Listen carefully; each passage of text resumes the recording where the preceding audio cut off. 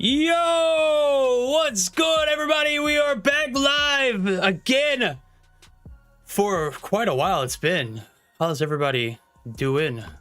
Try to keep the same energy. Yo, we're fresh back from Poland. We got back not yesterday, but like late for Monday night. Let me just tell you, I'm still trying to catch up.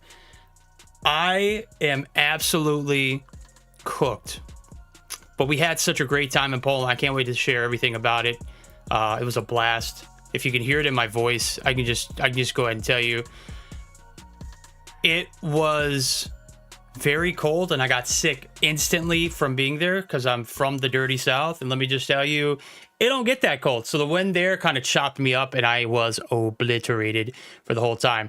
Nonetheless, I spent a lot of time in the sauna, thank God, trying to sweat out everything. But we're here. We're ready to rock and roll. We're going to take a look at some of the best matches from Champs. How's everybody doing?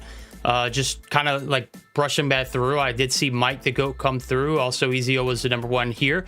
Hello, Unc. I'm first. Congratulations, buddy. Back in the booth. Here we go. Linda, how's everybody's favorite aunt doing? Mike, how are you doing, bud? Hope everybody's doing well. Vertiti is back in action. That's right. Muffins. The double cheeked up mess up was the highlight of the commentary.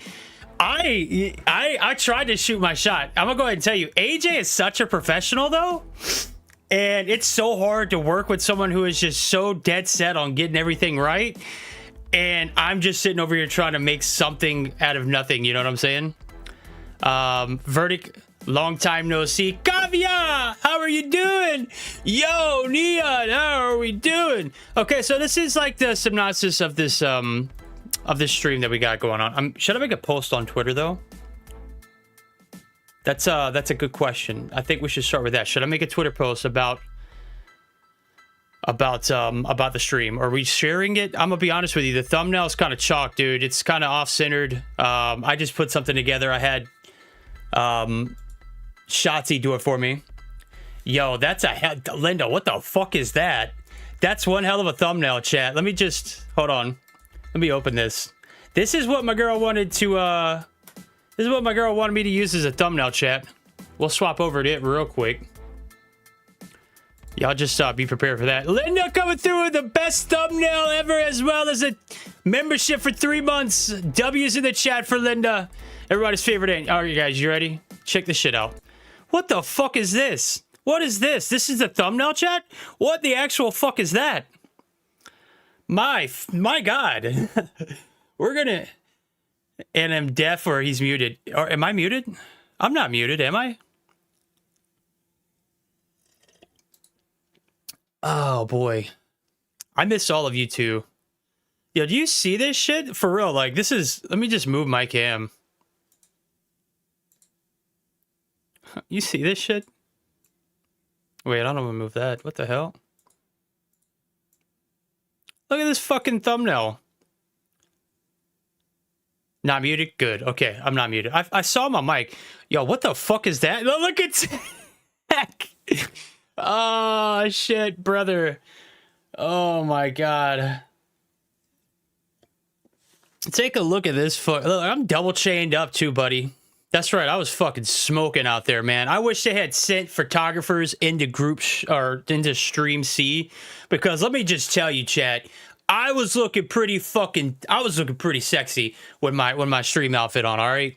Let me just tell you, I probably was one of the better dressed there. All right. Best looking, best fitted at any given point. Biggest fucking smile on my face, chat. Let me just tell you about it, baby. Woo! All right, let's get back to the regular. Before I get too cooked up. We got the Vertitties hanging out on stream, baby. How are we doing? Oh my God. Linda, I will never hit you up for a stream thumbnail ever, okay? That is the, most respectful thing I can honestly say right there. Like, you did my boy Tech dirty, for one, and then you just, like, tossed my titty up there like it wasn't nothing. Like, come on now. But for real, how's everybody doing? Poland was immaculate. I would run you through everything that I did. Maybe I'll do that. Get there, got food. I was dead. Like my flight from Atlanta to Frankfurt, which is where we connected at, was from like 4 p.m. until when was this? Until about 6 o'clock in the morning, Frankfurt time. So it was about 9 hours long. All right, 9 hours long. Jesus Christ, that's a very long flight. Who did you predict to win it all? I predicted on day one that Q9 were gonna win it all. Okay, after I watched them play against Galorys, I knew Galorys was on fraud alert, and I knew 100% that Q9 was winning it all. You can literally ask everybody there, and go back and rewatch Stream C when I watched Galorys and Q9 go at it, which we're gonna watch here momentarily. But like, yeah, Tang Tang is tall as fuck, by the way, chat. He's got me by a few inches. Don't worry, I got him by a few feet too.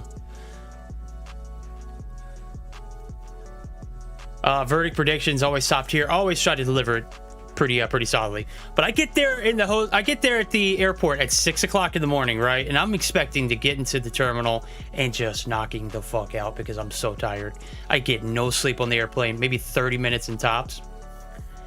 And then it heads to, you know, I got 5-hour layover to fly from Frankfurt to Katowice, and it's just I was so out of it.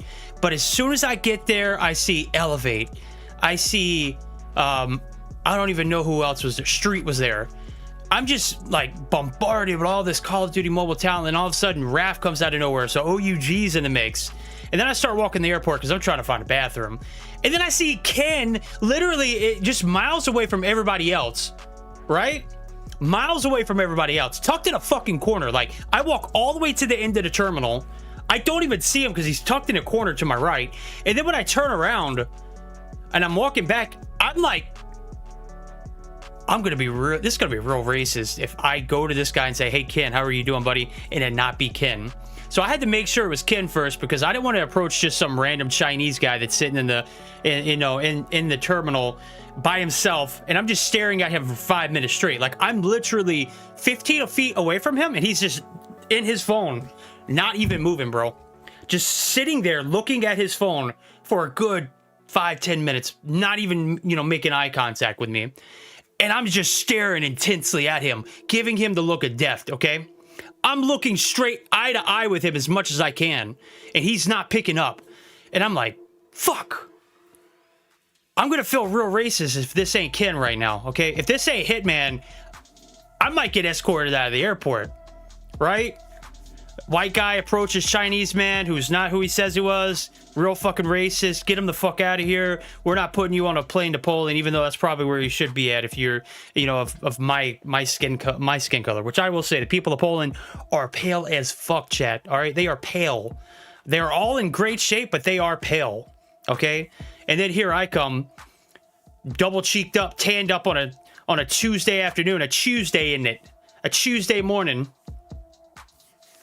And I have to message Ken. I'm like, are you in Frankfurt right now? And he's like, yes, are you? And I'm like, dude, I'm looking right at you. And he looks up and I'm like, hey, motherfucker. and so, yeah, I avoided that whole confrontation, and I told him about that, and he laughed his ass off. We had a great little start. We ended up getting a beer with Gilmania, and, you know, the flight over from Frankfurt, you know, the 5-hour wait was, you know, literally like that because we're sitting there talking shit the whole time. And then we get on the plane and everybody else passes out. I can't sleep. I get back to the hotel, or get to the hotel, which is like a 45-minute drive from where we flew in at, right? HMD, that's exactly what it was. Surprise, motherfucker. That's exactly what it was. Crazy shit, man. Any rate, Tuesday, we go out. I'm feeling like complete shit. It's like 10 o'clock, 9:30 at night. I walk up to Alan. Alan's like, dude, you look fucking great, man. I hold shift, aka, you know, Alan is his real name. We get to this Cuban bar where they specialize in like all rum flavored drinks, okay? And he gets there and he's like, dude, you look fucking great. And I'm like, bro, I feel like shit. I'm ready to go to bed. He's like, dude, just get you a few drinks. You're going to be solid. 6-7 drinks later, chat. I'm having a Cuban sandwich. I'm drinking some Cuba Libres. We're getting absolutely lit. It's an amazing time. Like, everybody's there. Shift's there. Beef Mommy's there. Gilmania's there. Hitman's there, of course, because we all rode in on the same bus. CJ's there. Ton, the caster from the finals. Proper's there. I get to meet me a proper sumbitch. All right, I got to meet me a proper sumbitch. Let me just tell you, love me some proper. Infinity, a little bit taller than he portrays. I'm gonna go ahead and tell you. Yeah, 6 or 7, 6'7", you know, 6'7". 100%. You guys caught it. We have those 6 or 7 drinks. God damn, you guys are fucking demons, bro. We have those drinks in the span of like an hour and a half, dude. So I'm like, I don't have anything on my stomach. I ate like some shitty pasta that I had delivered because they gave us Uber Eats like vouchers. So 25 euros in Poland is a lot of schlotty, okay? You got a lot of food, all right? We had a blast with $25, all right? As a matter of fact, we get so hammered, after we get done with the Cuban bar, we walk back to the hotel bar and we turn it up some more, bro. All right, Polish food 100% sucks. I will get back to that too, dude. It's absolute trash. If you're not eating at a premier restaurant, you're eating table scraps. That's just what all I gotta say. Damn, that's it, Linda. That's a damn good thumbnail. Can I replace the one that I currently have with that, or should I save it, chat? Let me just open this thumbnail. Okay, I freaking love. Let's just take a look at it. There we go. That's a dope fucking thumbnail. All right. All right. So we get back to the hotel. All right. Everybody type 1 in chat if you want me to change the thumbnail to that, or type 2 if you want me to hold on to it for you know, on future stream. Okay. Back to day 1 finishing. This is before, you know, the games even start. So we're having a great time. All right, let me make a Twitter post too, actually, while I'm doing this, because I'm starting to spaz out a little bit. We get back to the hotel. We all still have like a $25 or 25 euro 1 inch. Brother, what the hell? That's too many inches, brother. That's too many inches. So we get back to the hotel. We're just getting completely lit some more, right? And then we order like a buffet of food with the $25 that we all have left, or 25 euros that we have left. It ended up being like 108 zloty, like, which is like the Polish cash. And let me just tell you, we ordered a buffet of food. Ken ordered sushi, right? I ordered a bunch of kebab food, right? A bunch of kebabs. Oh yeah, that is a dope one. I like that thumbnail. Everybody give a shout out to Linda for that thumbnail. Hell yeah, get some hype in chat for Linda. Came through with a 3-month. Also came through with a banger ass thumbnail too. Is it saving? Please save. But anyway, we have a buffet of food. Ken's like, I'm gonna go to the room, talk to my girlfriend. And if I don't come down by the time this food gets here, just eat it. And you know exactly what I do when it came through? Like, it delivered like 10 minutes later. I got it, and I immediately was like, my kebabs are fucking frozen. They called me like, hey, we got your food here in the front lobby. And I'm like, I go and collect it, and I'm like, dude, this food is fucking cold. Of course, it's Kin Sushi. I have no idea. I thought it was my kebab, and I was like, bro, I'm absolutely crushed right now. I got frozen kebab being delivered to the hotel lobby, and this is what I got to bring to the table for the people to eat. Man, I was disappointed, but then I busted it open. I'm like, oh shit, this is Kin Sushi. So we're just like tearing into Kin Sushi. He's up there for almost 45 minutes, and he finally comes back down. I don't know why it took him 45 minutes to talk to his girlfriend. It's like, hey, baby, I'm doing well. I'm going to go back down, drink some more beer, and talk shit with the boys and eat some food. That's what I would have been like. All right. But he comes back down 45 minutes later. He's like, brother, where's my sushi? And I was like, your sushi? You mean the lobby sushi? No, we tore into that shit, my guy. It was gone.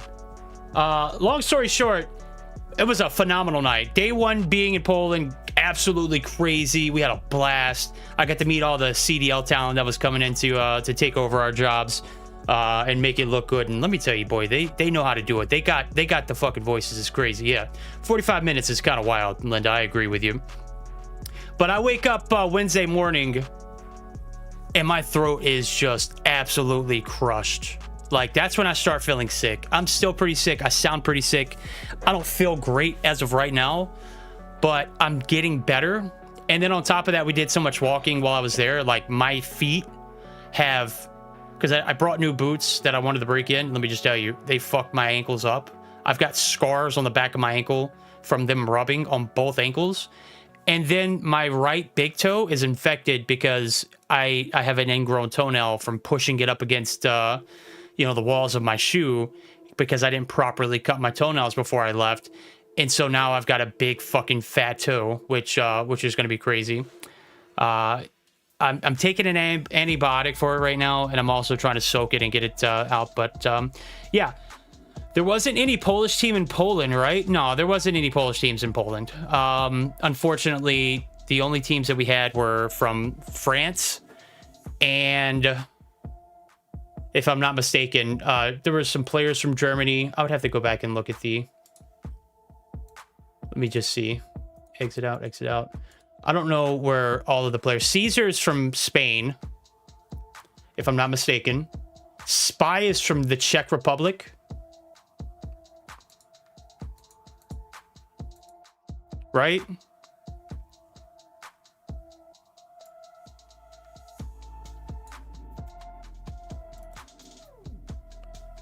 Call of Duty Championship 2025. Let's take a look. Exclusive players. Spy was from Czech. Neil is, of course, from the Philippines, but I don't know what country he's actually from. Savo is from France, and then Veer is from Turkey, but he lives in Germany. So, I mean, that's a diverse group. And I'll get, I was very impressed with how well that exclusive roster played. I got to meet a lot of people that I hadn't met before. Derrix from Morocco. Man, Derrix is a character, bro. I absolutely love Derrix. Even though I wanted to crush him when we were playing pool together because he rage baited the shit out of me.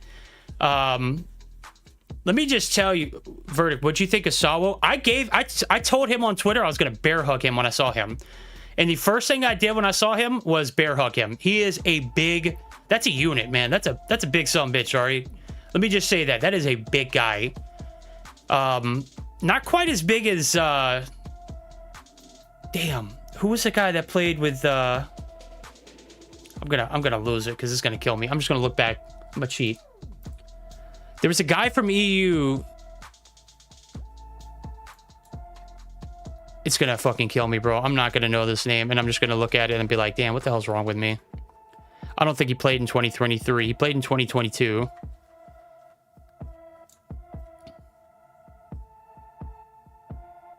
Drari. God damn, Verdict. What the hell?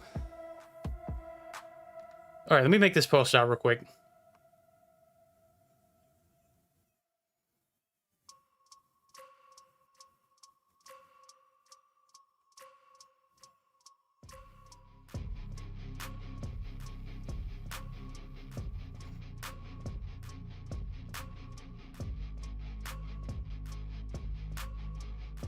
I want to hug Champy too, dude, but unfortunately he wasn't here. Why is Verdict's live chat kind of delayed? I think it's because my stream is kind of delayed. I think there's a slight delay in the stream actual.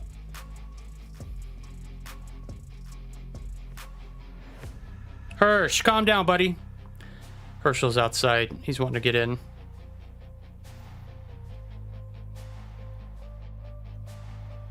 I'm going to use your picture that you sent me, my thumbnail.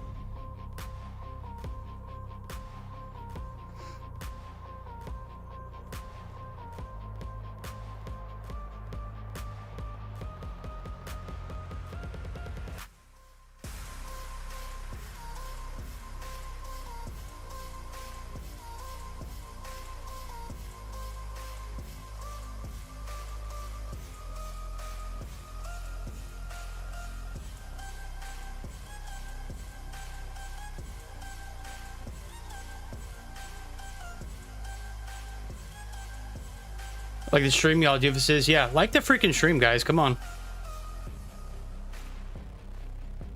Get your heads in the game. Let me tag the actual stream. Hirsch, calm down, buddy. My gosh. I'm gone for 1 week, and he acts like I've never been here before. Yeah, that's $5,000 verdict. You got it. Put it on my tab. Can I pay you in Vertiti pictures?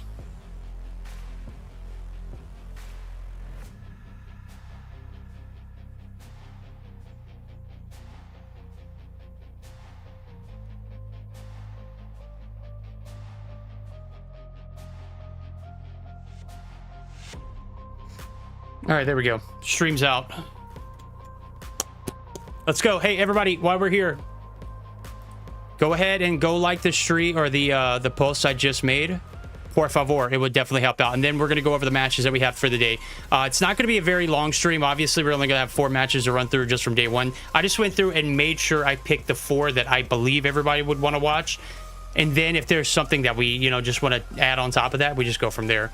But so far, the agenda for the day. Elevate versus LUG. That's going to be the first matchup that we're going to watch. We're actually going to watch the stream from the beginning all the way up to the point where they start.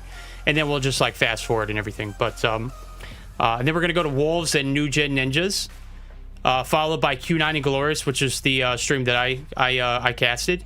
And then we're going to go to Stalwart Esports and Street. Okay? Also, big respect for the weight loss journey. It's very noticeable. Champion, I appreciate you, man. You're such a doll, dude. I'll give you some love. I wish you would have been there. I wish you would have been there, this year, and I wish Jari would have been there too. Did you get any of these shirts? I wish I would have got some shirts. The shops there were all right. I didn't really have like the mentality of going shopping because I had done so much shopping just to get to this trip. You know what I'm saying? Like it was very. I literally had to come out of pocket to get new clothes because I didn't have anything that fit me. I haven't been this small since I was a freshman in high school. And even then, I felt like I was bigger then. I was like 195 pounds versus right now, which I lost a little bit of weight from all the walking and lack of eating because the food there was absolutely trash. I lost a little bit of weight while I was there, about 5 pounds to be exact. So I'm down to 180. I want to get back up to 185, 190 at the very least, put on about 5-10 more pounds of muscle. Maybe 195 being that end result. I would feel a lot more comfortable. But yeah, we're going to go ahead and jump into it. Is there any other matches that anybody saw that was done exceptionally well that maybe I missed? Or are these the 4 matches that you guys think would absolutely be the ones you want to watch? Let me know in chat. Let me go say hey to Hirsch real quick and get him settled down. Hold on, I'll be right back, chat. Come on, Hirsch. Let's go. Come on, quick. You can't be in here begging for me.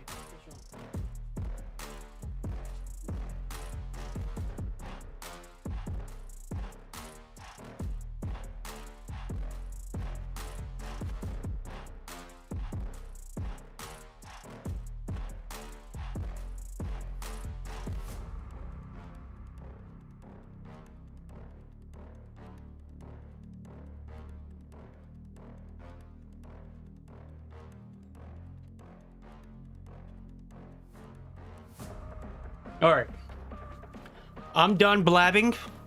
I think we're good to go. Is Tech in here still watching? If you want to come and chill, buddy, you're more than welcome to. We can watch this all together.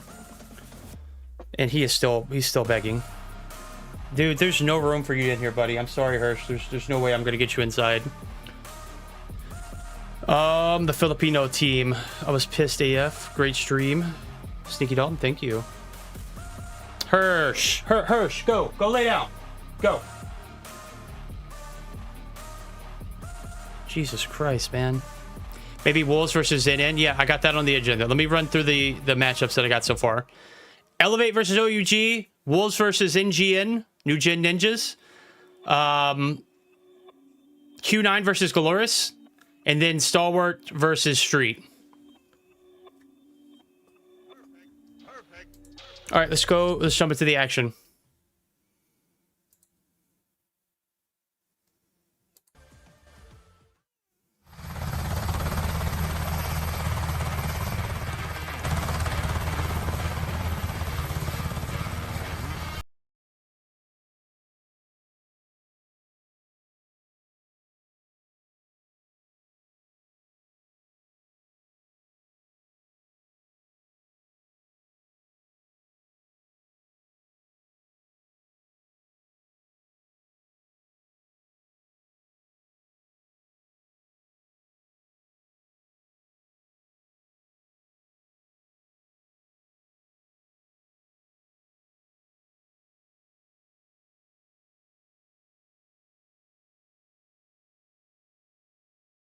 Everybody, just want to take a guess. How long do you think this took to film? All right.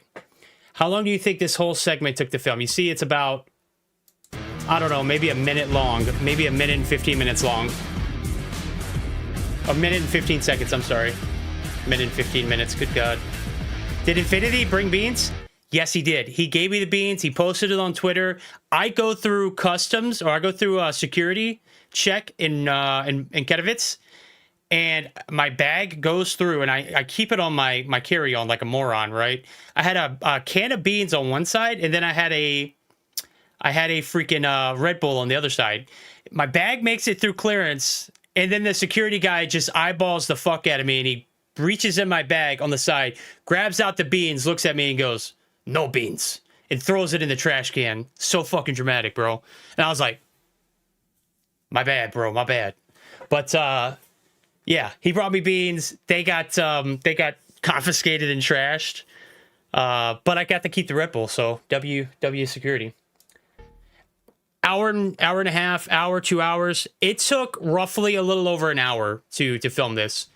And that guy was a dog. The guy that did the stunt was an absolute menace, bro. Like, they had him climbing up the wall. They had him climbing up and sliding down. I think he did it like 25 times, dude. Like, that guy was freaking jacked, okay?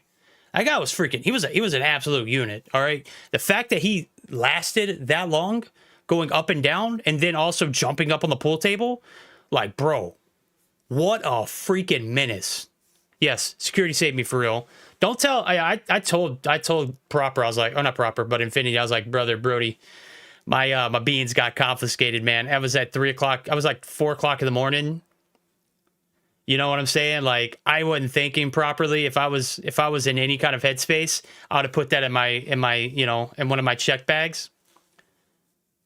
You know what I'm saying? But I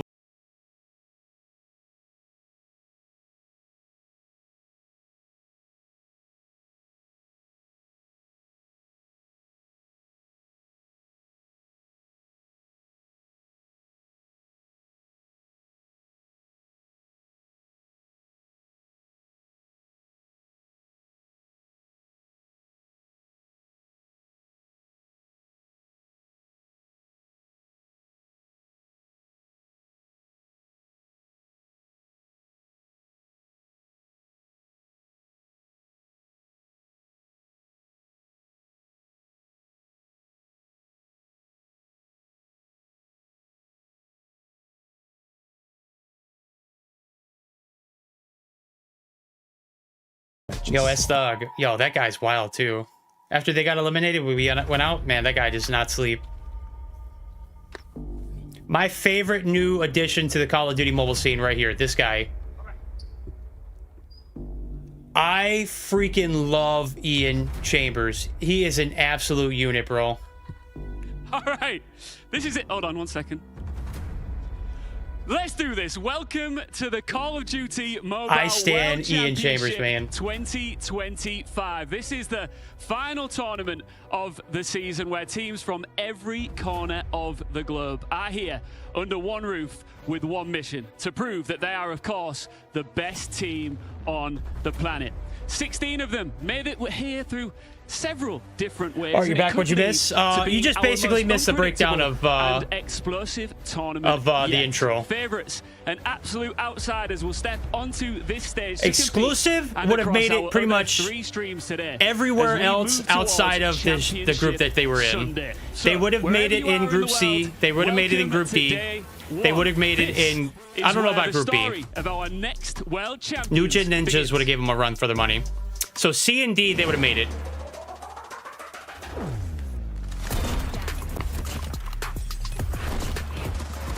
His wording and accent are perfect. That is absolutely right. Why y'all rock fish finger stashes? What the fuck did I just read? What was that, Linda?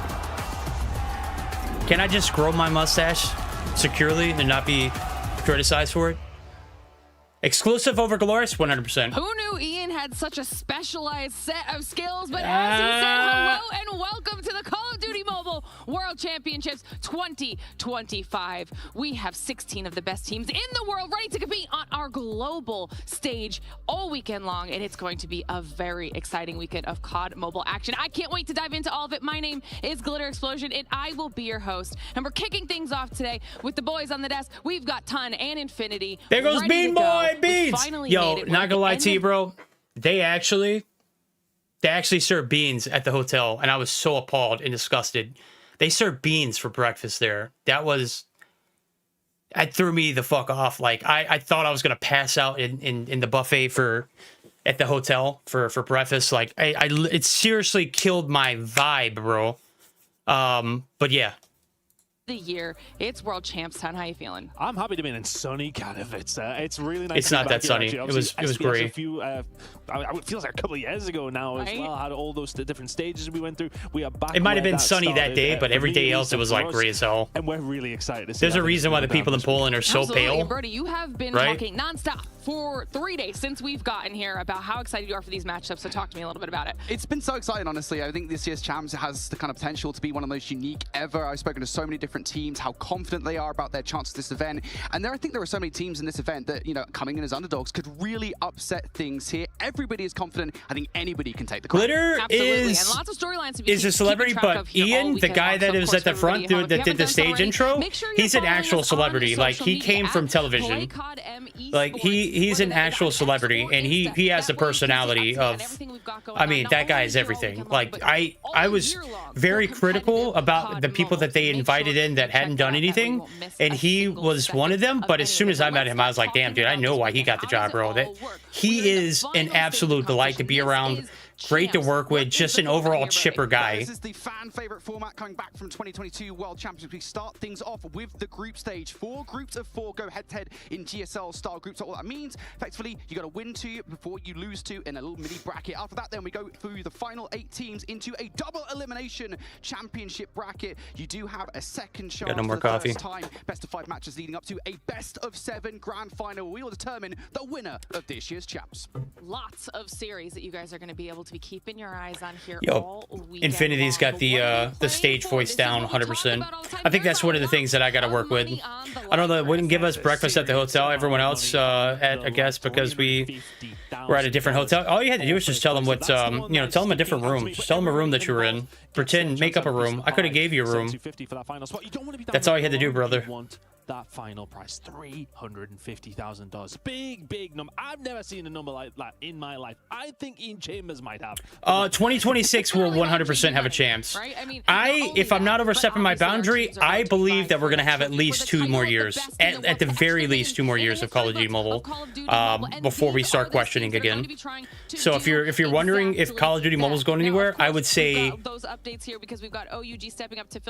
I feel confident that there will be 2 more years of Call of Duty Mobile, at the very least. Of those eligible players from Godlike and Soul, and then Animus filling that leftover spot from the combined teams. But they are also organized in these 4 columns because these are their 4 respective groups. Tech, if you want to jump into VC and come and kick it with me, you're more than welcome to, bro. I'm just kind of doing my own thing right now. Group D, so on and so forth, which also means those groups are going to be on their respective streams. So Group A will be on Stream A, Group B will be on Stream B, so on and so forth. So for anybody at home, if there are favorite players or favorite squads that you want to be keeping up to date with all day today, that's how you do exactly that. Now, if you're wondering, when do you get to see them? How does this all work when it comes to the brackets? Let's just put this on 2 point. This is Group A, which means that's what we're seeing here on Stream A, Chris, and we have a really good pairing. I mean, looking at this is obviously what we're kicking off with Elevate against OUG to kick things off, my word. But I mean, it's a tasty little group, this one, though, pretty realistically speaking. I mean, this really could go in a couple of different directions. We'll have our favorite TS, but let's not count out the 2 in the bombs. Yeah, I think it's kind of easy to draw your attention right to Elevate versus OG for good reason, right? They're the Titans in this group. And okay, let's just hear what they got to say, because EU and NA respectively back on the map. I think that's especially true for exclusive. That I think, honestly, this is the best year that Europe has ever looked. I think it's the best shot they've ever got to get out of playoffs. I'm 100%. This is probably the only group they don't make it out of, unless you flip Nugent and them. This is the only way that they make it out of this group. I don't think they beat Nugent Ninjas. I think there's a slight chance they might have. It's a 50-50 shot, but exclusive with the best hardpoint team there, and it wasn't even close. But are they going to be able to put the pieces together to kick things off here in Group B? Yeah, I mean, mean, I've got so much love for the Godlike and SHUL guys. I mean, they're just so good at the game, and, you know, seeing these guys come together for New Gen Ninjas is everything. You know, I think you look at the roster and you look at players like Viper and Warden coming in a way, it kind of... I don't know, I've just seen a lot of players talking about the comp side coming back for North America, but we need to push the Egos for NA, and we need more events too. I'm just going to go ahead and tell you, North America's dead, buddy. If you swap Diavolos or XG Sports, and you put exclusive in this group, they knock Galorys out.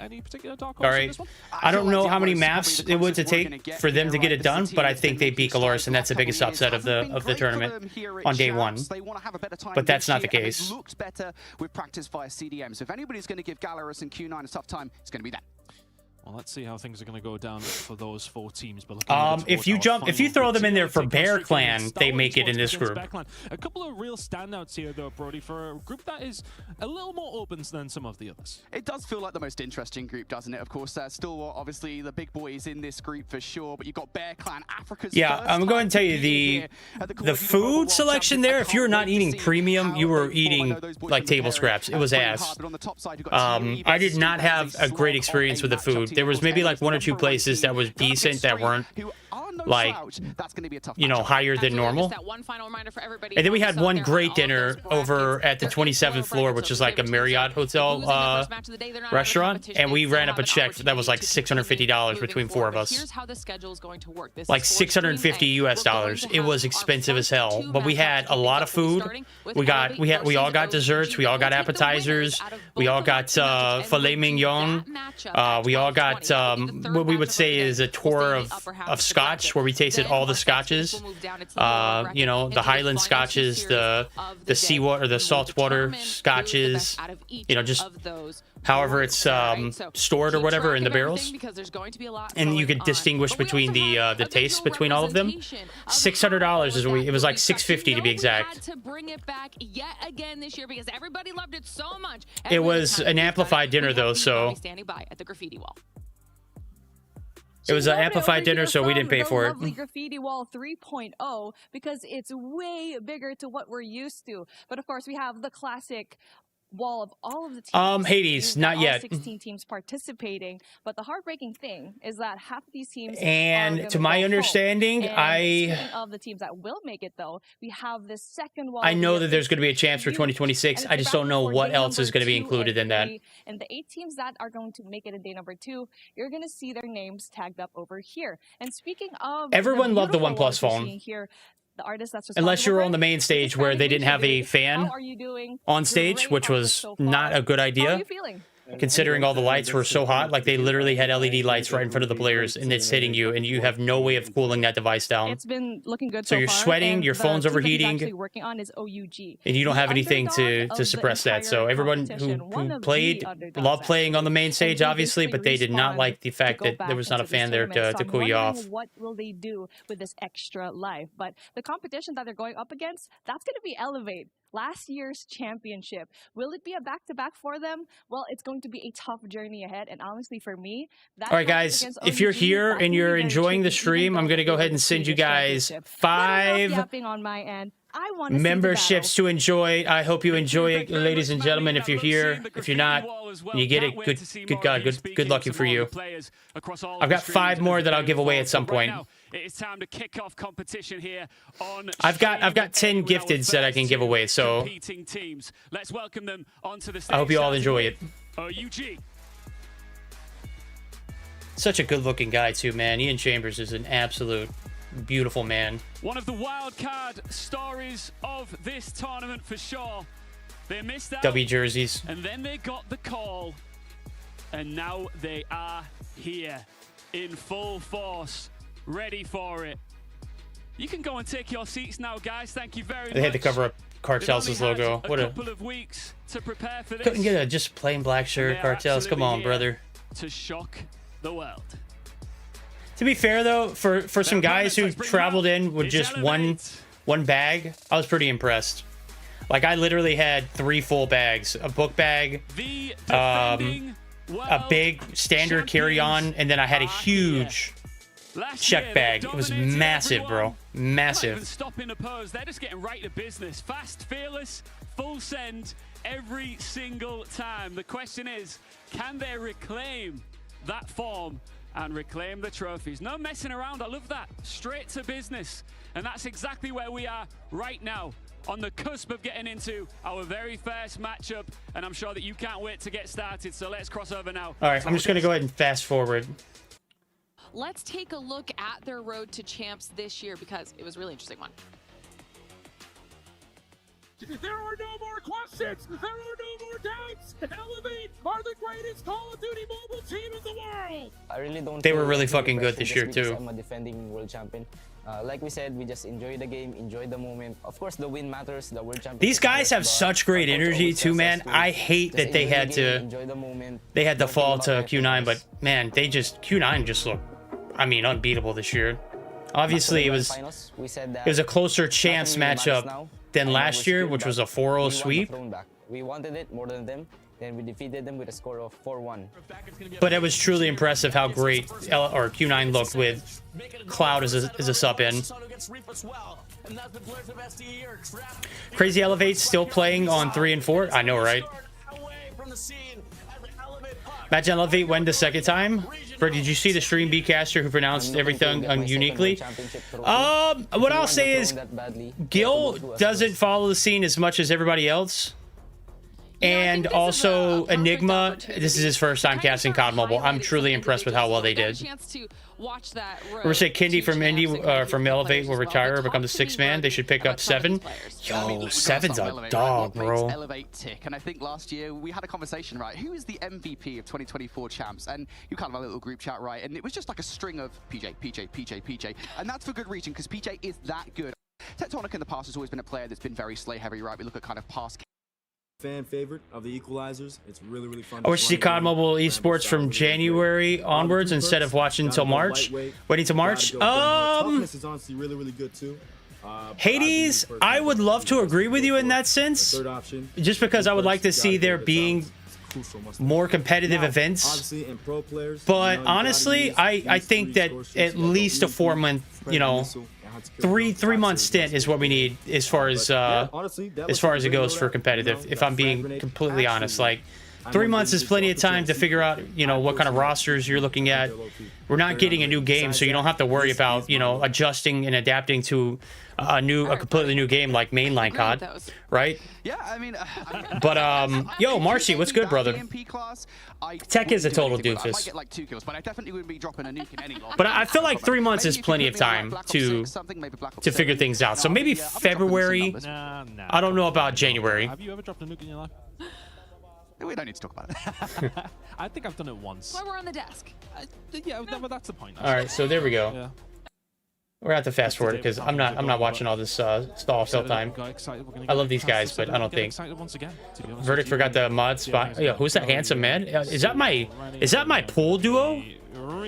Is that, hey, look, chat, we didn't lose very many pool games over this past week, all right? We didn't lose very, and it was because Spy put me on his back, brother. This one, I think. Sorry, guys. All right. Everyone seems positive. We go again. It's fun, mate. You know, honestly, I would want to watch this map over and over again, to be honest with you. We just restart it as we get to like 250, 248 or something like that. It's like, yeah, we'll just go again, guys. It's a really good map. Yeah, Hacienda Hardpoint, I think, is going to be a really Rap Speaks Funny. It's from Canada, so that's kind of like explaining that. This is a really important map for OUG, I think, going back to CDM. We often talked about Apocalypse being one of their stronger maps, Combine as well. But Hacienda, again, apart from the one loss that they had versus Godlike, was a huge map for them in CDM. So I think they'll be really happy with getting it through as the first map of their 2025 challenge. Yeah, I'm not. 2-0 up in this series. Still working on our game on Alpha. Should be getting things up and running very quickly. We're not losing very many games. That's you damn right, Spy. Scalp for TLE to take. All right, let's get to the Elevate game, please. There we go. All right, let's go, baby. Game 1. Let's go. Just FYI, our stream finished like 2.5 hours before everybody else's did, with the exception of Stream D, which finished 30 minutes after our games did. We had all 3 O's. You know what I'm going to say, Ton? It's always important to get early. If I'm not mistaken, this is a 3-1 in favor of Elevate. And this is the game that they lose. They lose on fucking Hacienda. It's crazy, bro. Tech, what was going on in y'all's head at this moment? You're going up against the returning champs. there's a little bit of a glimmer in life after you win this map, but then you head into the Search and Destroy, where you guys actually played very well throughout the event, but not good enough to get to a day 3, which is tough. Spawns flip, so an opportunity, but one will find plenty. PJ. You are getting put in a blender right now. PJ's giving you all the business. Brilliant start for our defending champions. 50 points and rising. 30 seconds remaining here over towards P2. They're trying to find a How the fuck did we win? Yeah, I think that's what everybody else saw too. Especially against Elevate. You know, because you are getting slammed through the first two hills right here. And PJ's, oh my god, he's made you... And that is nearly a clean sweep over towards Oh, he's your dad. Oh my god. And now we're starting to see those operators coming in. Last, y'all get scrapped, dude. That's it. Y'all get contested? Yeah, y'all get contested. Goddamn. And you get slammed off of ult too. Okay, this is a brutal opening, if I'm being completely honest. Predator's coming down. It's gonna find one. This is a great setup for P3. You've got fences taken care of. The only thing you don't have is office for Elevate, and that's where things go wrong. There it is. Keeps himself alive only momentarily as King will try to find something to find their way. Yopi, oh yeah, Yopi's giving you the business too. This is brutal. Foot race to the hill, but there's plenty of people from Elevate who are just gonna make your life miserable. All right, they're hemorrhaging y'all, and on top of that, like they're just slamming. Okay, that's a good operator usage there, Solo. That's massive. All right, just get on the time though. 20 seconds is up for grabs, and we're not on time. Yo, Verticast, guess what? Chicken butt. Yeah, it's influential, isn't it? You realistically, you're heading over towards P3. You're down. I never won a World Champs Fnatic until previous year. Yeah, y'all are getting absolutely bodied. I still, like, did y'all get all of that scrap time? Big Predator there from Raph. But he's going to get slammed on the transition. But y'all are somehow getting P4, which is crazy. Cartels need to go big here. Oh, okay, misses that first, but follows up with some great shots. Good nades over the top there from Cartel, or from Kings too. Kings played his fucking his heart out, didn't he? He had a fucking day, didn't he? Still momentarily contested though from the other side of the wall, but PJ will be there to continuously just find these awkward little kills that he's so good at finding. Okay, Cartels, max baby, let's go. Good peel back to the middle of the map as well. Getting swarmed. How you deal with the pressure? Susano's giving you the work. Not going to be able to get the kill. Shit, those Odin shots look horrible. Yeah, I want to say OG have stabilized somewhat, right? We talk about kind of what was going on over by P3. Elevate looked like they were okay, y'all are only down by 20 going into the... Y'all are only down by 20 rolling into P1 set. All right, this is not as bad as it looks. After P2, though, y'all turned it up. Y'all had a great back end of P3. Y'all denied the chain over to P3, and then y'all put up a hell of a lot of numbers on P4 too. So slowly gone into their stride, but as we head into the second rotation, it's about a 20-point game between these two titans. I mean, both of these names have been put in conversation. Yeah, I didn't get an offer to do anything at the commentary table, which was unfortunate. I would have loved to talk shit with them. From OUG is helping them along the way.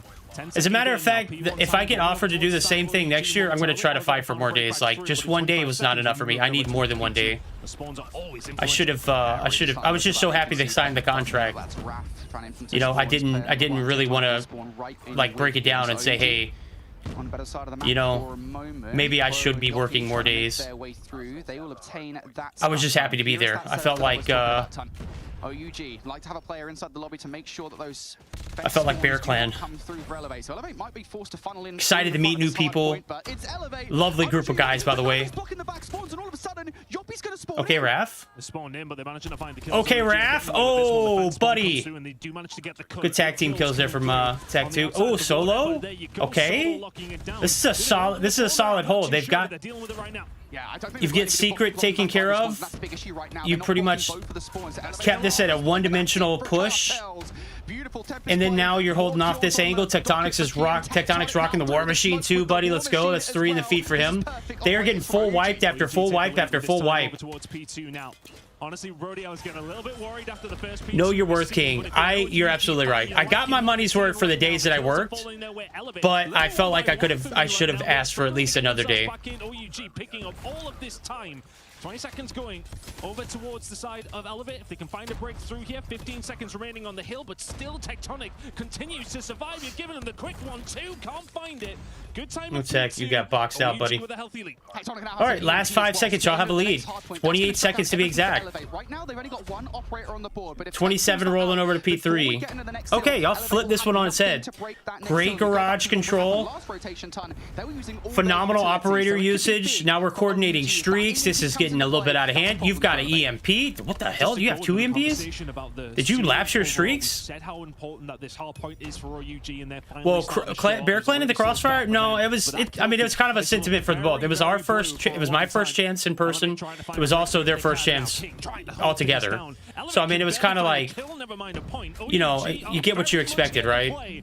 Elevate, you can't get near right now. I should have expected more, though. Tectonic getting out of the hard point as well. OUG are really expanding their real estate at the moment. Their operators are now coming into the play. It's now time for King to go on a streak. DJ spawning out here, so a little bit of a split coming through from Elevate. Is that going to be the catalyst that gets them? Okay, it's a spectator bug that shows wildcards are active. Okay, that makes sense. Not quite able to find the break on through, but they have a little bit. Yeah, but like Elevate's not known from slaying out. They're known for playing the objective. OUG are just playing the objective better as well as slaying out. Is a bonus. You're now going to find the rotation 3 hills in a row alongside a 60-point lead. OUG in a very, very comfortable position right now. If you go back to 2024, their hardpoint games, they got blown out in the KD department, right? Like 2024 was the year that they played hella aggressive on the objective. Like that was their goal. They didn't care about getting the kills. The kills were just added on top of it, right? They are being suffocated at the moment. Now after CDM, I'll die on that hill. It happens to very often. OUG really have arrived. Y'all did a great job of converting the kills on point to objective time. Right now, they are passing that test. Graf doing what he can from up top in the office window. Marshy, no. They go for kills, but they also play the objective to a T. I mean, they would not be up by 80 rolling into the last quarter of P4. Off his own. That was 1 EMP for Tectonic. Now Raf has an EMP as well. Those are the players, remember we talked about it before we got into the game, that you want to focus on for this one. And again, I gotta say, OUG just look like they've been a lot better now of the last couple of hills, and it really feels like that. Yo, watching this game, it makes me feel like you guys are going to beat Elevate in this series. I mean, look at it. Cartels has got 41, Tech's got 41, Raf's got 42, Kings is solid with a 36, and then Solo is playing his heart out with 32. Like, you guys make it feel like you're about to beat the brakes off of Elevate. Bringing the A game, and they still are with King finding fall with the Sparrow. They are blowing Elevate wide open right now. King starting to dominate. We need Bolo to save North America. Oh my god, dude, if I see another Bolo comment. Oh, love the Bolo, but buddy, no. Oh my god. They look out of depth. OUG, they weren't even supposed to be here. Their first test was the current world champions. They are 5 seconds away from putting map number 1 to bed in a convincing fashion. Oh boy, this was moments before a disaster happened. 250 to 124. We'll take a look at the post-action report. Yo, Solo on comms after matches. Hold on, I gotta go back and listen to him. But he said some pretty out-of-pocket shit. This game in the sense of that the storylines really do just write themselves. OUG, we're not supposed to be here. I think, you know, we were having constant discussion, especially towards the latter stages of CDM, of like, oh, it'd be great to see OUG there. And that's not any disrespect to the other CDM teams, but just the story. I need to hear what he says. Away for victory, Elevate. They look only Robalo can save North America. Yo, pack it up, buddy. To be here. Their first test was the current world good curvature there. Takes down Clo. Solo was on fire, bro. Solo is that one clip was funny as hell. Hell yeah, champion. Not much practice. They are 3 seconds away, and OUG will smoke Elevate in map number 1. It's us, baby. It's us. I love his energy, bro. He's unmatched. He's unhinged. He tells you how it is, buddy. Of hard I love point that. between these two teams, Ton. To come here. This All is right, why so many people 1-0. wanted to see OUG here because of that map number. A world of difference. Elevate All so right, let's take a look. confident with Post-action report. Tech 47 to 27, 54 seconds. Not as much hill time as I think you know he's used to. But King picking it up there. Side note: King was supposed to be King's, but he didn't have access to his other account, so he had to create a brand new one. All right. He had to create a brand new account and just didn't add the Z to it because he couldn't, because that account belonged to him. He didn't have access to it. Raf 45 and 22, double positive. Crazy stat line out of him. 195 impact, a minute on the clock. Amazing stats here from Cartels, and then Solo just doing the dirty work around the kill too. This is crazy game work. All right, crazy. What went wrong? I wish we had the month and a half. Is in the first half of that game. I agree, buddy. I agree, To go Tech. probably more, let's be honest, with this kind of game. But still, I think it is absolutely a marker of how much effort OUG have put into the hard point and where Elevate are. Marshy is 100% washed. Dominated in hard point last year. All right, we've been streaming for an hour, and I've downed like a lot of water, so I'm gonna take a second to go use the bathroom and go check on my dogs, and I'll be right back. All right, so don't go nowhere, chat. Don't go nowhere.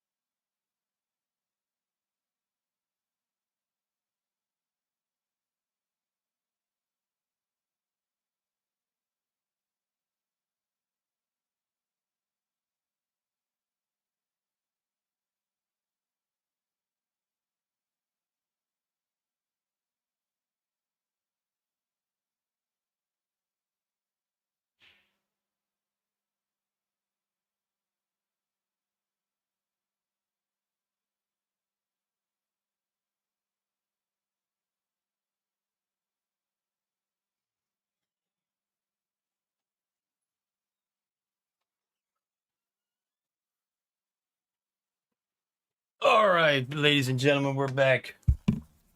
We're so freaking back. We're so back, baby. On Coastal then, and this Okay, is really this is gonna where things answer get all of our crazy. questions, Tom. OUG not OUG known in for their Search search and no destroy, Javen, chat. no 7. How does they this get on? go? This is the big question mark. I didn't watch Right, this them at coming in all. winning I was half too busy point. I think it casting was the my manner 3-0 they matches were that were number really one quick, really but caught us off guard rather than anything. But then finding map number 1 was important. They had to do that because we know that. so this is OUG's map pick too, Okay, by the way. It's not necessarily poor, but as mentioned, they don't have. Isn't this y'all's specialists, map those pick, Tech? snipers that have so often been a catalyst for some of their wins. 13 and 19 record over the CDM season. Right now, though, they are in a fight. Oh my God, the hands-on birdie! Nams, how are you? Oh, Ellie finding the pick if you can. My word, that was a shot you maybe needed to hit, but gets the read. The info is there for PJ. A lot of work to do. He will get taken down. Susano is there to find another. Doesn't find the second. Oh, what a dog, dude. Susano was him Oh, Susano was the last one.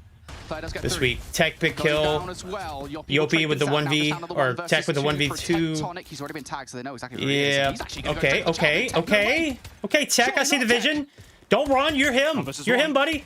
Oh, he's got you. Baited. So he will find himself running away. Kenny does the right thing. Tectonic is able to find it. But it'll be some way to start the search and destroy. If Tectonic can find this 1 versus 2, they know where each other are. I've got a bit of a read. Not much time remaining. Tectonic's not the one that needs to be able to make the move. Yeah, I was going to say, that bomb is actually currently sitting down there, so Tech actually has to go retrieve that thing and get it down on site. Kendi can just sit and hold angles with the sniper rifle. The problem with Kendi We got the whole squad here, baby. Let's go. I hate this 1v1 screen. What route Tech has taken here. Tech hasn't slidden. He's not sprinted away. He's made zero noise, so Tech now ready for the 1v1. Looking for it, the timing. Not quite there, but it is for Kendi. Damn, that's tough, dude. He wins that. Would have been massive. Zooms out, and then that is that. Okay, OUG picks Coastal. Elevate starts blue. Okay, so this is their map pick. It is strong here, of course, on Coastal. Hey, yo. Champion getting cracked tonight? Expected. Have to be careful for these straight off the rip. They'll be looking to try and find the snipe back if What they the can. hell? Damn, yeah, 6 a.m. shift sounds tragic. 100%. We'll find the first blood again. We'll find a second. Raf's gonna be able If it to makes you feel any better, I took off work for the remainder of the week because I really didn't have anything going on the board. So, this is an absolute manic search yo, and destroy round. what Tundra is he using? Kings wants to match it. Oh, This is probably the worst. Oh, Yoppie moved forward. Surely not another one with the HSO. Brother. Kendi's going to be there to clear things up. And I will say, as much as Elevator 2 are up right now, I like the response from OUG to the sniper problem, right? I mean, I know that obviously Kings is right there. He looks like he's hitting at the moment, but still, it feels like OUG trying to set some serious pace. The problem for them, through the first couple of rounds at least, is that So now that it's all over, can you spill the tea? Like, were any OUG players reach out to be emergency replacements for other teams? That's a great question. Tech, would you like to answer that? Good opening blood for Kendi. Kendi's got that dog in him. OUG don't really know how to respond to that. Didn't have really a good sniper to... And that's not like a shit talk to Kings, but let's be real, he's not known for sniping. Right? So the fact that they were able to put up a fight without, and search and destroy without any kind of sniper main is crazy. But oh my god, you can't feed the man, King! What are we doing? What is this? And that is the problem. Control was there, but you need the bomb to be able to make the most of it. OUG couldn't find it. And the round goes over towards Elevator. That felt winnable for OUG. I've missed your voice, sir. Nems, I appreciate you. Hey, what do we have coming up on the board for events? Don't we have something at the end of this month, or is it the beginning of December? Inside the B site, then you just solo challenging Susano. Not the best. OUG. I'll go ahead and spill my my info. Chad, I'm going to be casting UCE. I believe it's what it's called. They once again found themselves inside a B, and this time, crucially, they do have Let me see. All bags coming through from Susano. It's just such a tough thing to try and deal with, but Solo will get this one down on. So he hopes. I think it's UCE. Yeah, it's we'll get taken down. UCE. Yeah. Now left in 1 versus 3. I will be casting that sometime next week, and I'll also be casting a African event next week on the 16th and the 20th. So as soon as I get more intel on that, I'll fill you guys in, of course. Tags, gets a skill. No dice. Unfortunate there for Elevate. But that is, I think, what OUG wanted, right? To just kind of blitz these sites and actually get through. I think the biggest Oh shit, they're doing an exclusive jersey giveaway. I want it. Susano, deal with him at least early on, get him out of the conversation, get in towards the site, and then you see where OUG can find some success. They just got to find a way around Susano right now, man. He's 8 kills to the good right now. Kendi also at 5. Elevate Sniper Rifle's putting in a shift at the moment. It's nice for OUG to get one on the board. They would have liked the previous round as well, though. They kind of went with the same. Yo, chat, they're doing an exclusive jersey giveaway. It's another first. Ayo Nix, Aonix, my brother. Wait, how was Poland verdict? Poland was amazing. Food sucked, but the people and the nightlife was great. It wasn't as cold as I thought it was going to be. Overall, was a great experience. 7 of 10. I would definitely go back. And you will just catch Solo. Pretty much with his pants down. 5 versus 3 now for Elevate. And again, if Blitz has been the play call for OUG, saw your selfies. I was having a ton of fun. And they need to try and figure out a way through. The big issue here for them, of course, not just the sniper rifles, the fact that Susano. Yo, if you want to enter for the exclusive Champs jersey giveaway, unworn. Does he see him? Oh, it doesn't matter. Susano will find it on the Tectonic. Now left in the 1 versus 2, all on his own over towards this side. Here come the reinforcements. Yeah, Raf, good luck. Elevate 4-1-2. They're good. They smell blood in the water.